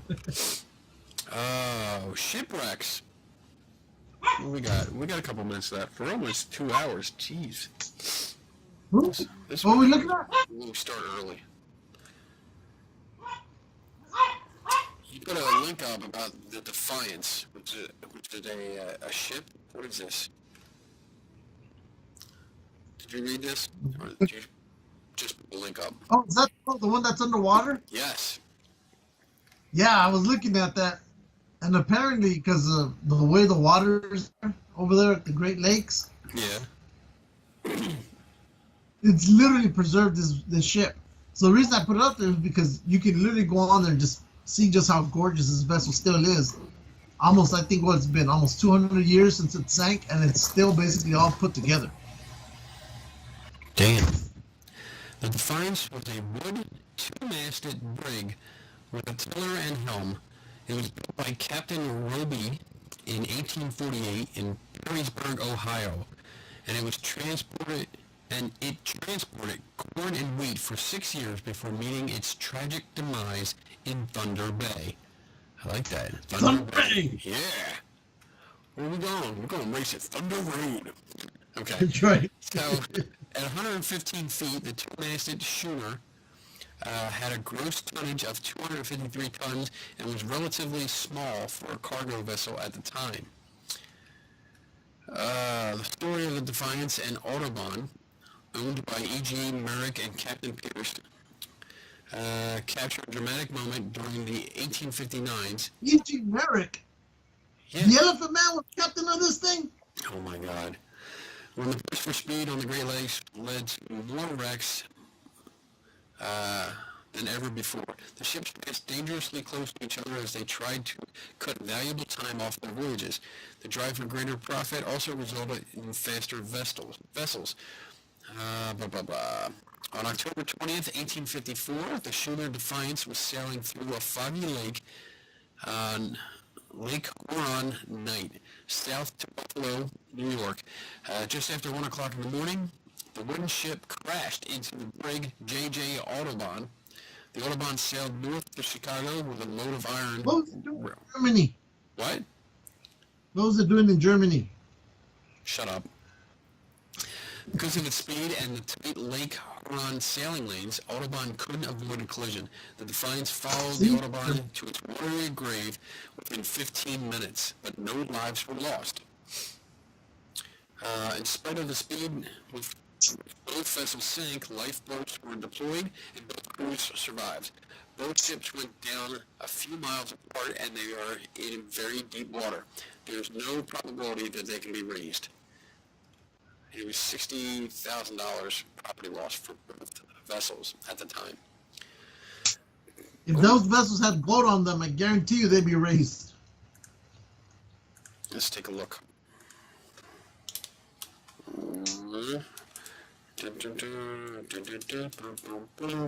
Here's pictures. Look at that thing. That's awesome. Today the finds is remarkably preserved and rests intact. Deck hardware and cabins intact. Masts still standing. Look at that shit. I think they could raise it if they really wanted to. I don't know. That looks cool. I mean, see, it's like it almost sank, 30 years ago or so. Yeah, I mean, it's beautiful. That's why I put it up. It is really, really cool. Oh, look, it's split there, though. That's what caused it. We figured it out. Okay, there you go. Mystery solved. It would be cool if they Now could we do know it. the water. If they could bring that up, that would be really cool. I wonder, does it say why it's preserved so much? They mentioned it, but I think it's because of the water and also because of the minerals in there. Then you don't have those wood boring type worms that are in there to tear it apart. Yeah, there's no real. That's awesome. Look at that. I mean that's an awesome shot. At first, I thought this was like a CGI shot, like it's just a rendering of it. But this little guy out here, this looks actually real now. Wow, this is So really cool. we're petrified. We should go. Yeah, we'd die on the first dive. Probably. I don't care. If there's any wreck I'd like to go see, it's a choice between probably three. For me, the Lusitania, the Bismarck, and the Titanic. Well, let's just go to all three. Well, I'd say we leave the Lusitania for last then. Okay. I would Because that one gets caught up with so many fish nets that even to dive it is considered dangerous because of the fish nets. It's in shallow water, so you can dive it, but you got to watch out for all the cables, all the nets, all the rigging that vessels have caught onto there as they've gone over it. Yeah.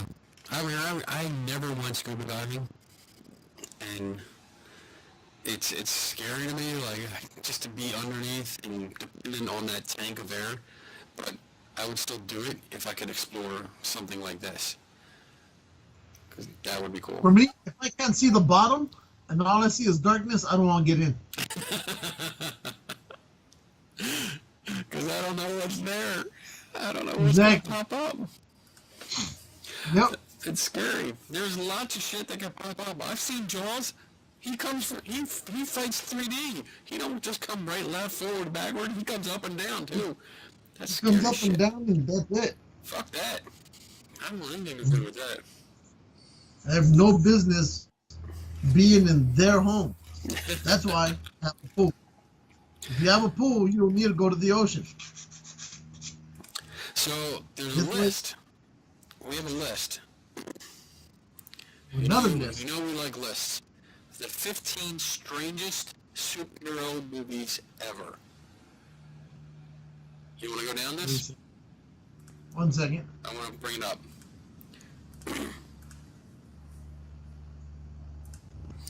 Hey, did you ever see that toy fight between the aliens and everything? Yes, I saw that. That was good. I saw that a while back. It was good. I like that. Alright, so here we go. Ooh. So this is the strangest superhero movies ever. The Guardians. Oh, the Russian knockoff. Yes. I saw the trailer. I loved the trailer. I thought it was awesome. It's in Russian though. Do you know if this full movie is out? Oh, it's out, Wait, I want to see this. but it was released in Russia. Alright, well maybe it'll be on YouTube. Oh, it's on YouTube somewhere. I'm going to find it. I'm writing it down. I'm actually writing a note down because I want to watch this. because the trailer looked badass. Oh, the Toxic Avenger! I love that movie. That is the best. That was so awesome. That movie came out right about the same time when Attack of the Killer Tomatoes came out too. You ever seen? What? You ever seen Attack of the Killer Tomatoes? I don't think so. That is a cult classic. There's a scene where, just imagine, the best way I can put it is, imagine a bunch of red beanbags just rolling down the hill, you know, and I'm like, people running for their lives because tomatoes are going to kill them all. Oh, what's next? That Oh, is a Meteor great Man. movie. I saw this. Oh my God, I haven't seen that in years. These are classics. Holy shit. Meteor Man. Wow. When did this go? It doesn't say when it came out. Jefferson Reed, a timid school teacher in D.C., tired of the gang violence, gets struck by a meteor and soon gets a reputation as the mighty Meteor Man. I'll take care of everything. Wow. Using his powers of super strength, invulnerability, and the ability to memorize an entire block by touching it, but only remembering it for 30 seconds. Oh, and he can also talk to dogs. That's a dumb fucking power. You can memorize an entire book, but only for 30 seconds. What's the point? Hey, you get what you need out of that book in 30 seconds. Mercury Man. I don't remember this. Which one? That looks like a pretty cool suit, though. Oh, it was a Thai. It's a Thai movie. Oh, Thai superhero film. From the same team behind the legendary Ognbak martial arts movies. The story of a Bangkok fireman who gets impaled by a Tibetan amulet and acquires superpowers, including producing massive amounts of heat from his body, super strength, and the ability to leap tall buildings in a single bound. There you go. I want to watch this one too. I'm writing this one down. I have some movies to watch. Mercury Man. You should do a book report. There you go. Mercury Man. Alright, next. This is incredible.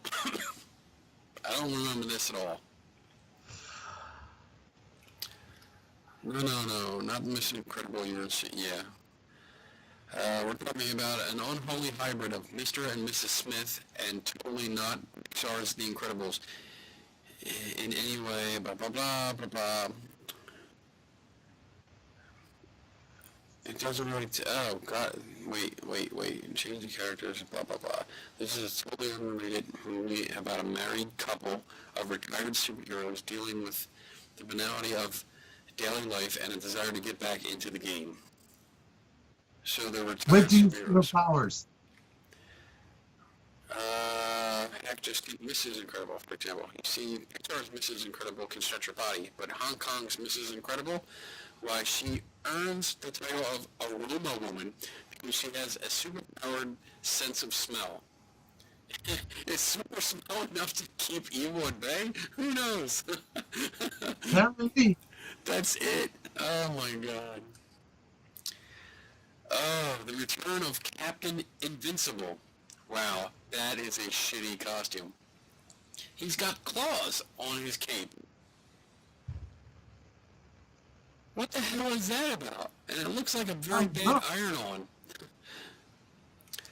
Oh, Captain Invincible not only has the power of flight, but also magnetic abilities. Not like Magneto, mind you. Metal just sticks to him sometimes. And that's just wait until you see the scene where Invincible reveals he gained his powers when aliens spied on his conception. So the aliens were watching his mom and dad get it on. And I guess he got his powers then. Wow. Okay. I'm not sure about that one. Sergeant Kabukiman, NYPD. Oh Oh my God! When was this on? Apparently back in 1984. Oh yeah. Trauma, America's longest-running independent film studio, got to start making sex comedies until they struck gold with a certain mop-swinging superhero in 1984, who we'll touch on later. Okay, so that's not even this guy. It was in the wake of that character's surprising success, both at home and in Japan, that director Lloyd Kaufman was approached by representatives of Namco, who wanted a kabuki themed superhero film, and offered Troma $1.5 million to make it happen. He possesses powers like heat-seeking chopsticks and poison sushi. Oh wow! No. That's bad. Moving on. It's made in Hong Kong, I bet you. Yeah, Vampire Cop Ricky. Okay. Oh, South Korea. Sorry. South Korea. Wow. Okay. So, vampire crime fighter stories with a kind of slam pudding. All right. Next. Yeah. When he's aroused is the only time his powers come up. There you go. Kick-Hack Man. What the fuck, man? Where did these come from? Somebody had no idea what they were doing.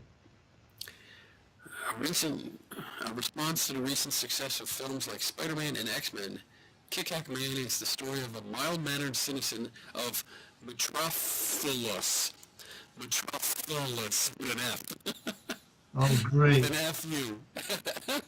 Who developed strange powers after drinking coffee that had come into contact with a gecko infected with a dangerous virus. And discovering his powers range from wall crawling to making chirping noises and bug eating. So if he's wall climbing and making chirp noises, and his name is Chickak or whatever his name, I just keep thinking he's a grasshopper. Yeah, that's he's pretty much it. Part of the grasshopper family.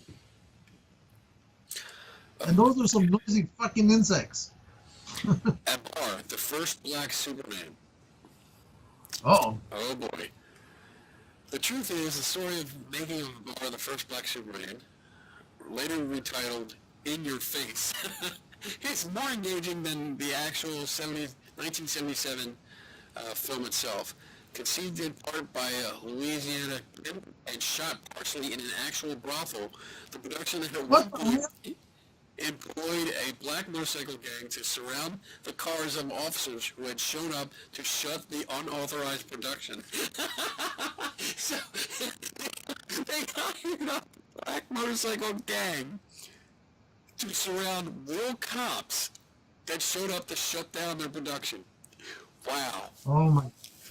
The film itself tells the story of Kincaid family, not Kincaid family, whose patriarch, the scientist Dr. Kincaid, is disgusted by the racism he faces in the predominantly white neighborhood he moves into. He concocts a super soldier serum, that sounds familiar, and gives it to John Abar, who develops fantastic powers, like being able to turn wine into milk and turning stoners into college graduates. Wow. Okay. Yeah, those are some ridiculous superpowers there. Yes. Puma Man. Who? Puma. Oh. Puma Man. That's not either. Wow. We finally meet the Puma Man in the form of Tony Farms, played by medical practice attorney and notably not an actor, Walter George Alton, who possesses the Puma-like powers of night vision, teleportation. I didn't know Pumas could teleport. And flight, thanks to his magnetic belt and blood. So he has the powers of Puma.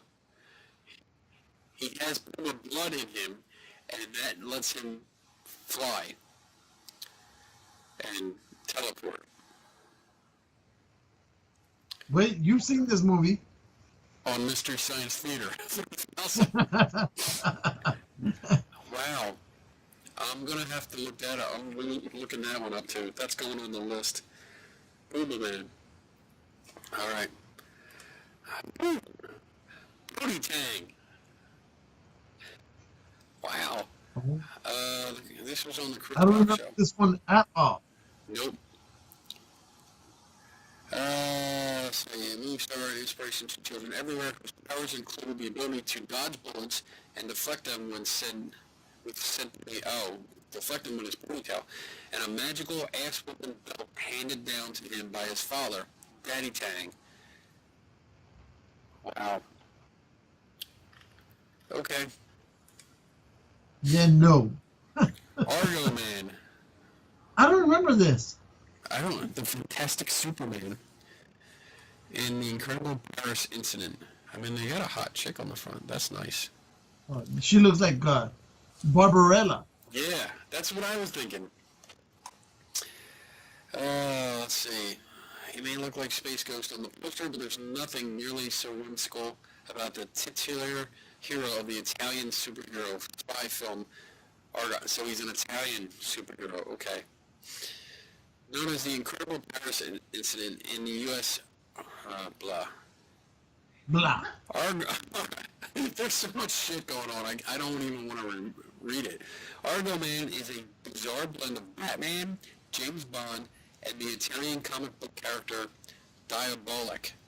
His alter ego, Sir Reginald Hoover, is simultaneously a super spy and also possibly a criminal. Alright, he has super telekinetic abilities, which he uses almost exclusively to straight up abduct women solely for the purposes of sleeping with them. There you go! This is our kind of superhero. But he loses his powers for 6 hours every time he has sex. Oh my god. Wow. Wow. If I'm his arch nemesis, all I'm thinking is send him all the women. That's it. That's all I send them. Send him some hookers all the time, and you're good. You're good to go. And then when he's weak, I take over the world. Oh. I love this movie. Buckaroo Banzai. I have never seen this movie. Dude, this is a crazy movie in every respect, and it's a great cheesy movie too. The title hero, Buckaroo Banzai, is a physicist, neurosurgeon, test pilot, crime fighter, and frontman of a rock band named the Hong Kong Cavaliers. Shut the dog up. Hey, shut up. That is a great. You have to watch this movie. So that's RoboCop, right? Yeah. Oh. And then you got Jeff Goldblum on the far left. It's a good cast of characters in there. You're gonna know everybody in there. Wow. All right, Buckaroo Banzai. See someone. I gotta watch this now. Like I know this guy because he comes out in Hispanic movies, gang movies. Of course, there's RoboCop. Yeah. Then this guy came out in He came out in what shit Bad Boys movie. He's also played some other pretty good parts. Can't tell who he is or him, but this is Jeff Goldblum. He's shit. I know him. I know him. What's he from? Oh, he does commercials now. He's done a bunch of movies. Shit. But you'll know who he is once you see it. Yeah. All right. Oh, number 1, Condor Man. Oh my God, I remember this. Did you ever see this one? Condor Man. I think this. so. It's been a while. Yeah. This was a long time. It sounds familiar, but I can't place it. I remember seeing this in grade school when it came out. Condor Man, yeah, it's a 1981 film about Woodrow Wilkins, a comic book creator who refuses to have a character do anything unrealistic and takes it upon himself to test the various stunts his character is intended to undertake. As such, Wilkins spends his days in full Condor Man costume, gallivanting around Paris attempting to fly, crashing with his CIA operative. Wow, nice. I remember seeing this, and actually thinking it was fun. Oh my! All right. I can't. I know I've seen the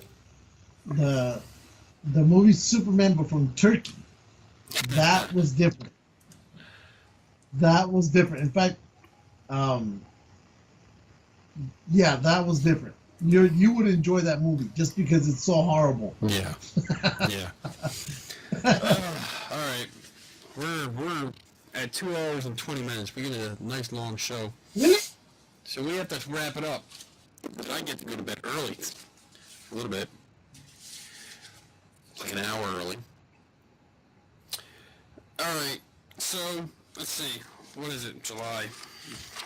July's coming up. We're at the end of June, right? Well, I know over here, most of the Comic Cons are all on hiatus because San Diego Comic Con is coming up, and like every year, when that happens, everybody else just goes into their hole. Yeah. And they wait for it to go away, and then they come back out. Nice. All right. Well, I have. Let's see. July 15th and 16th. I'll be in Raleigh, North Carolina, at the Raleigh SuperCon. Now, seeing if I can get LeVar Burton to sign my figure for cheap, which won't happen. Well, I know the only if we can still try to, if I can get into the Comic Con in San Diego because of that contact. Yes. We'll see what happens. See what happens. Yeah, definitely. See what happens. And then I know there's the Palm Springs convention with Linda Carter at the end of August. So I'll be awesome. going there. That would be And so cool. I guess the family's coming with me to Palm Springs on that one. And so, and then, and just, yeah, because they just overheard me. So there goes that trip. And just to let you, just an FYI, Magic Mike, or as he's also known as Cameraman Mike, he's joining the Navy, so he'll be leaving us. Motherfucker. And I know that bastard was only thinking about his college and shit. Yeah, stop thinking about your own life. Exactly. You The need to show. stay here. You got a full-time, non-paying, non-benefit job here with us. Yeah. Bastard. Exactly. So, but he's gonna be leaving, so I wish him the best of luck. Definitely. But I think he's doing reserves. He better be doing reserves because we need his ass here. And but that's what he's doing. I know Kamikaze Con is coming up in at the end of October, but we're probably going to be in Vegas with you guys that weekend. So I think this is going to be the first year we're going to avoid Kamikaze Con. Wow. So we'll see. We'll see what happens because I know everything's is getting pretty tight, but we'll see because I know we're going back up to Vegas in November for Thanksgiving to go to Utah for 4 days or so. Yeah. Well, I mean, don't worry too much about coming out to Vegas when I'm there because I think it's going to be really tight this year. We're going to be really busy. We'll talk later about it, but I know I have a lot that I have to attend, that I have to do. So we'll see. Okay. August 12th, I'll be in Gettysburg for the Gettysburg Tournament Gathering with our friends Michelle and Mark Cook and Robert and Carol Keys, who made awesome moonshine. Did I tell you about that? Yeah. They made butterscotch moonshine from scratch. Oh my God, Robert, I love it. Thank you so much. Really? I'll also be out August 26th. Again, I have to get with Mark Cook about that because they have a historical location that they hold meetings and stuff at, and I'm going to do like a roundtable discussion about paranormal and science and shit like that. It'll be fun. I have to get more information. Shit like that. September 16th is Big Lake Paracon I'm speaking at. And September 23rd is Paranormal Journeys with John Feller. I'll be speaking Hey, at did that. you ever did that English show ever air? English show. What show? You were a host on it or a guest, and they were out of England. Oh, the one, Haley Stevens. Yes. Yeah. The Spectator. That was on. Yeah. Was that the one? Yeah. Yeah. You're gonna have to put the link up to it. I'll have to put the link up. Yeah, it came out a while ago. Yeah, I don't think I put the link up. I'll do that. That's right. October 25th to 29th, I'll be in Vegas for the SciCon convention, Science and Skeptic Convention, which is awesome. I'll be doing a workshop. So if you're in Vegas or around the Vegas area, come the hell out. Attend. Do you think that'll be your last time out to Vegas, or do you think you'll go again? Well, I thought the last time was my last time. So, as far as I know, yeah, this will be the last time to come out. Like, cause it's cool, but it doesn't really have a draw for me. So, I don't see any. There's nothing that wants me to come back except for the science convention. That's the only reason I'm going back. But other than that, like, it was fun hanging out. Like, to see you and Anna at the same time and hanging out, that was fun. But pretty much everything we wanted to do, we did. And why? Why do you ask? I'm just wondering because you said you weren't going to come back last year. Yeah. Then you got invited. So you came this year. So is there going to be an interest for you to go back next year? Well, I got invited to actually be part of it. So I'm presenting a workshop. So that's why I'm coming out. I'm going to. No, but for next year. Huh? But for next year.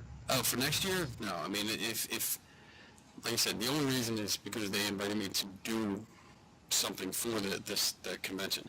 So, I mean, last year, I went out just because we wanted to. Like, we wanted to attend, so we paid to be there and all that stuff. So, that was on us, and that was fun. I really did enjoy it. But, like I said, yeah, there's nothing out there that I want to see anymore. So, if I don't get invited to actually do something, be part of the science convention, then there's no reason for me to go out there. Yeah. I'd rather save the money and go, somewhere else, somewhere new, somewhere different, like visit Tombstone and debunk that picture. That's right. So And that's I'm pretty much it. planning to do more 9-hour drives over there. Yeah. So that's it for that. We should have thanked our official sponsors. And see, John Fowler. John Fowler. Dax Christopher, who is out of the game right now for a while. He's taking care of. You need to get back to the game. Yeah, he's taking care of some stuff, but he tried to tell us that we didn't have to promote him anymore, but that's bullshit. We're gonna beat the shit out of him anyway. Bullshit. Yeah, so we're still back here behind my You don't AT&T. We also have to thank Shield and AJ Hodges. Or so the story goes. There we go, Devil's Playground. I won. Buy it, buy it, buy it. Buy it. Color World, buy their books. Shout out to our boy C-Web. Yep. Ice pick cherry picker. There you go.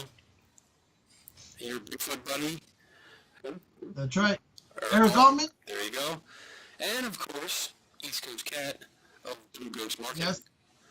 Yes. You can see her driving on the roads of Pennsylvania and everywhere else in that state. Yes. In her Race blue, blackish sticker encrusted car. Yes. Which you'll see Geeks and Ghosts on her side panel. That's right. That's right. When you see, when we cut to our music, when we end the show, you'll see there's a photo comes up, or an image comes up with all our official sponsors, and you see our car there, and it drives around. She drives around all over the place.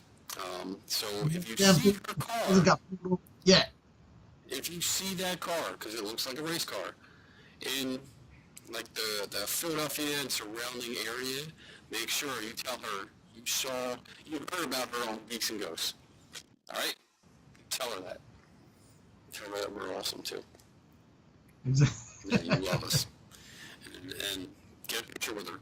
Take a selfie with Kat and the car, and then send it to us, and we'll post it. Exactly. Yeah. All right. She'll love that stuff, especially if your company is a multi-billion-dollar company. Let her know. Because we need real sponsors. Yeah, exactly. That'll pay us. All right. Well, let's wrap it up. All right. All right, boys and girls. Never stop learning. Take no one's word for it. And we are out in 3, 2, 2, 1. Bye. Bye, people. Sorry, no music today.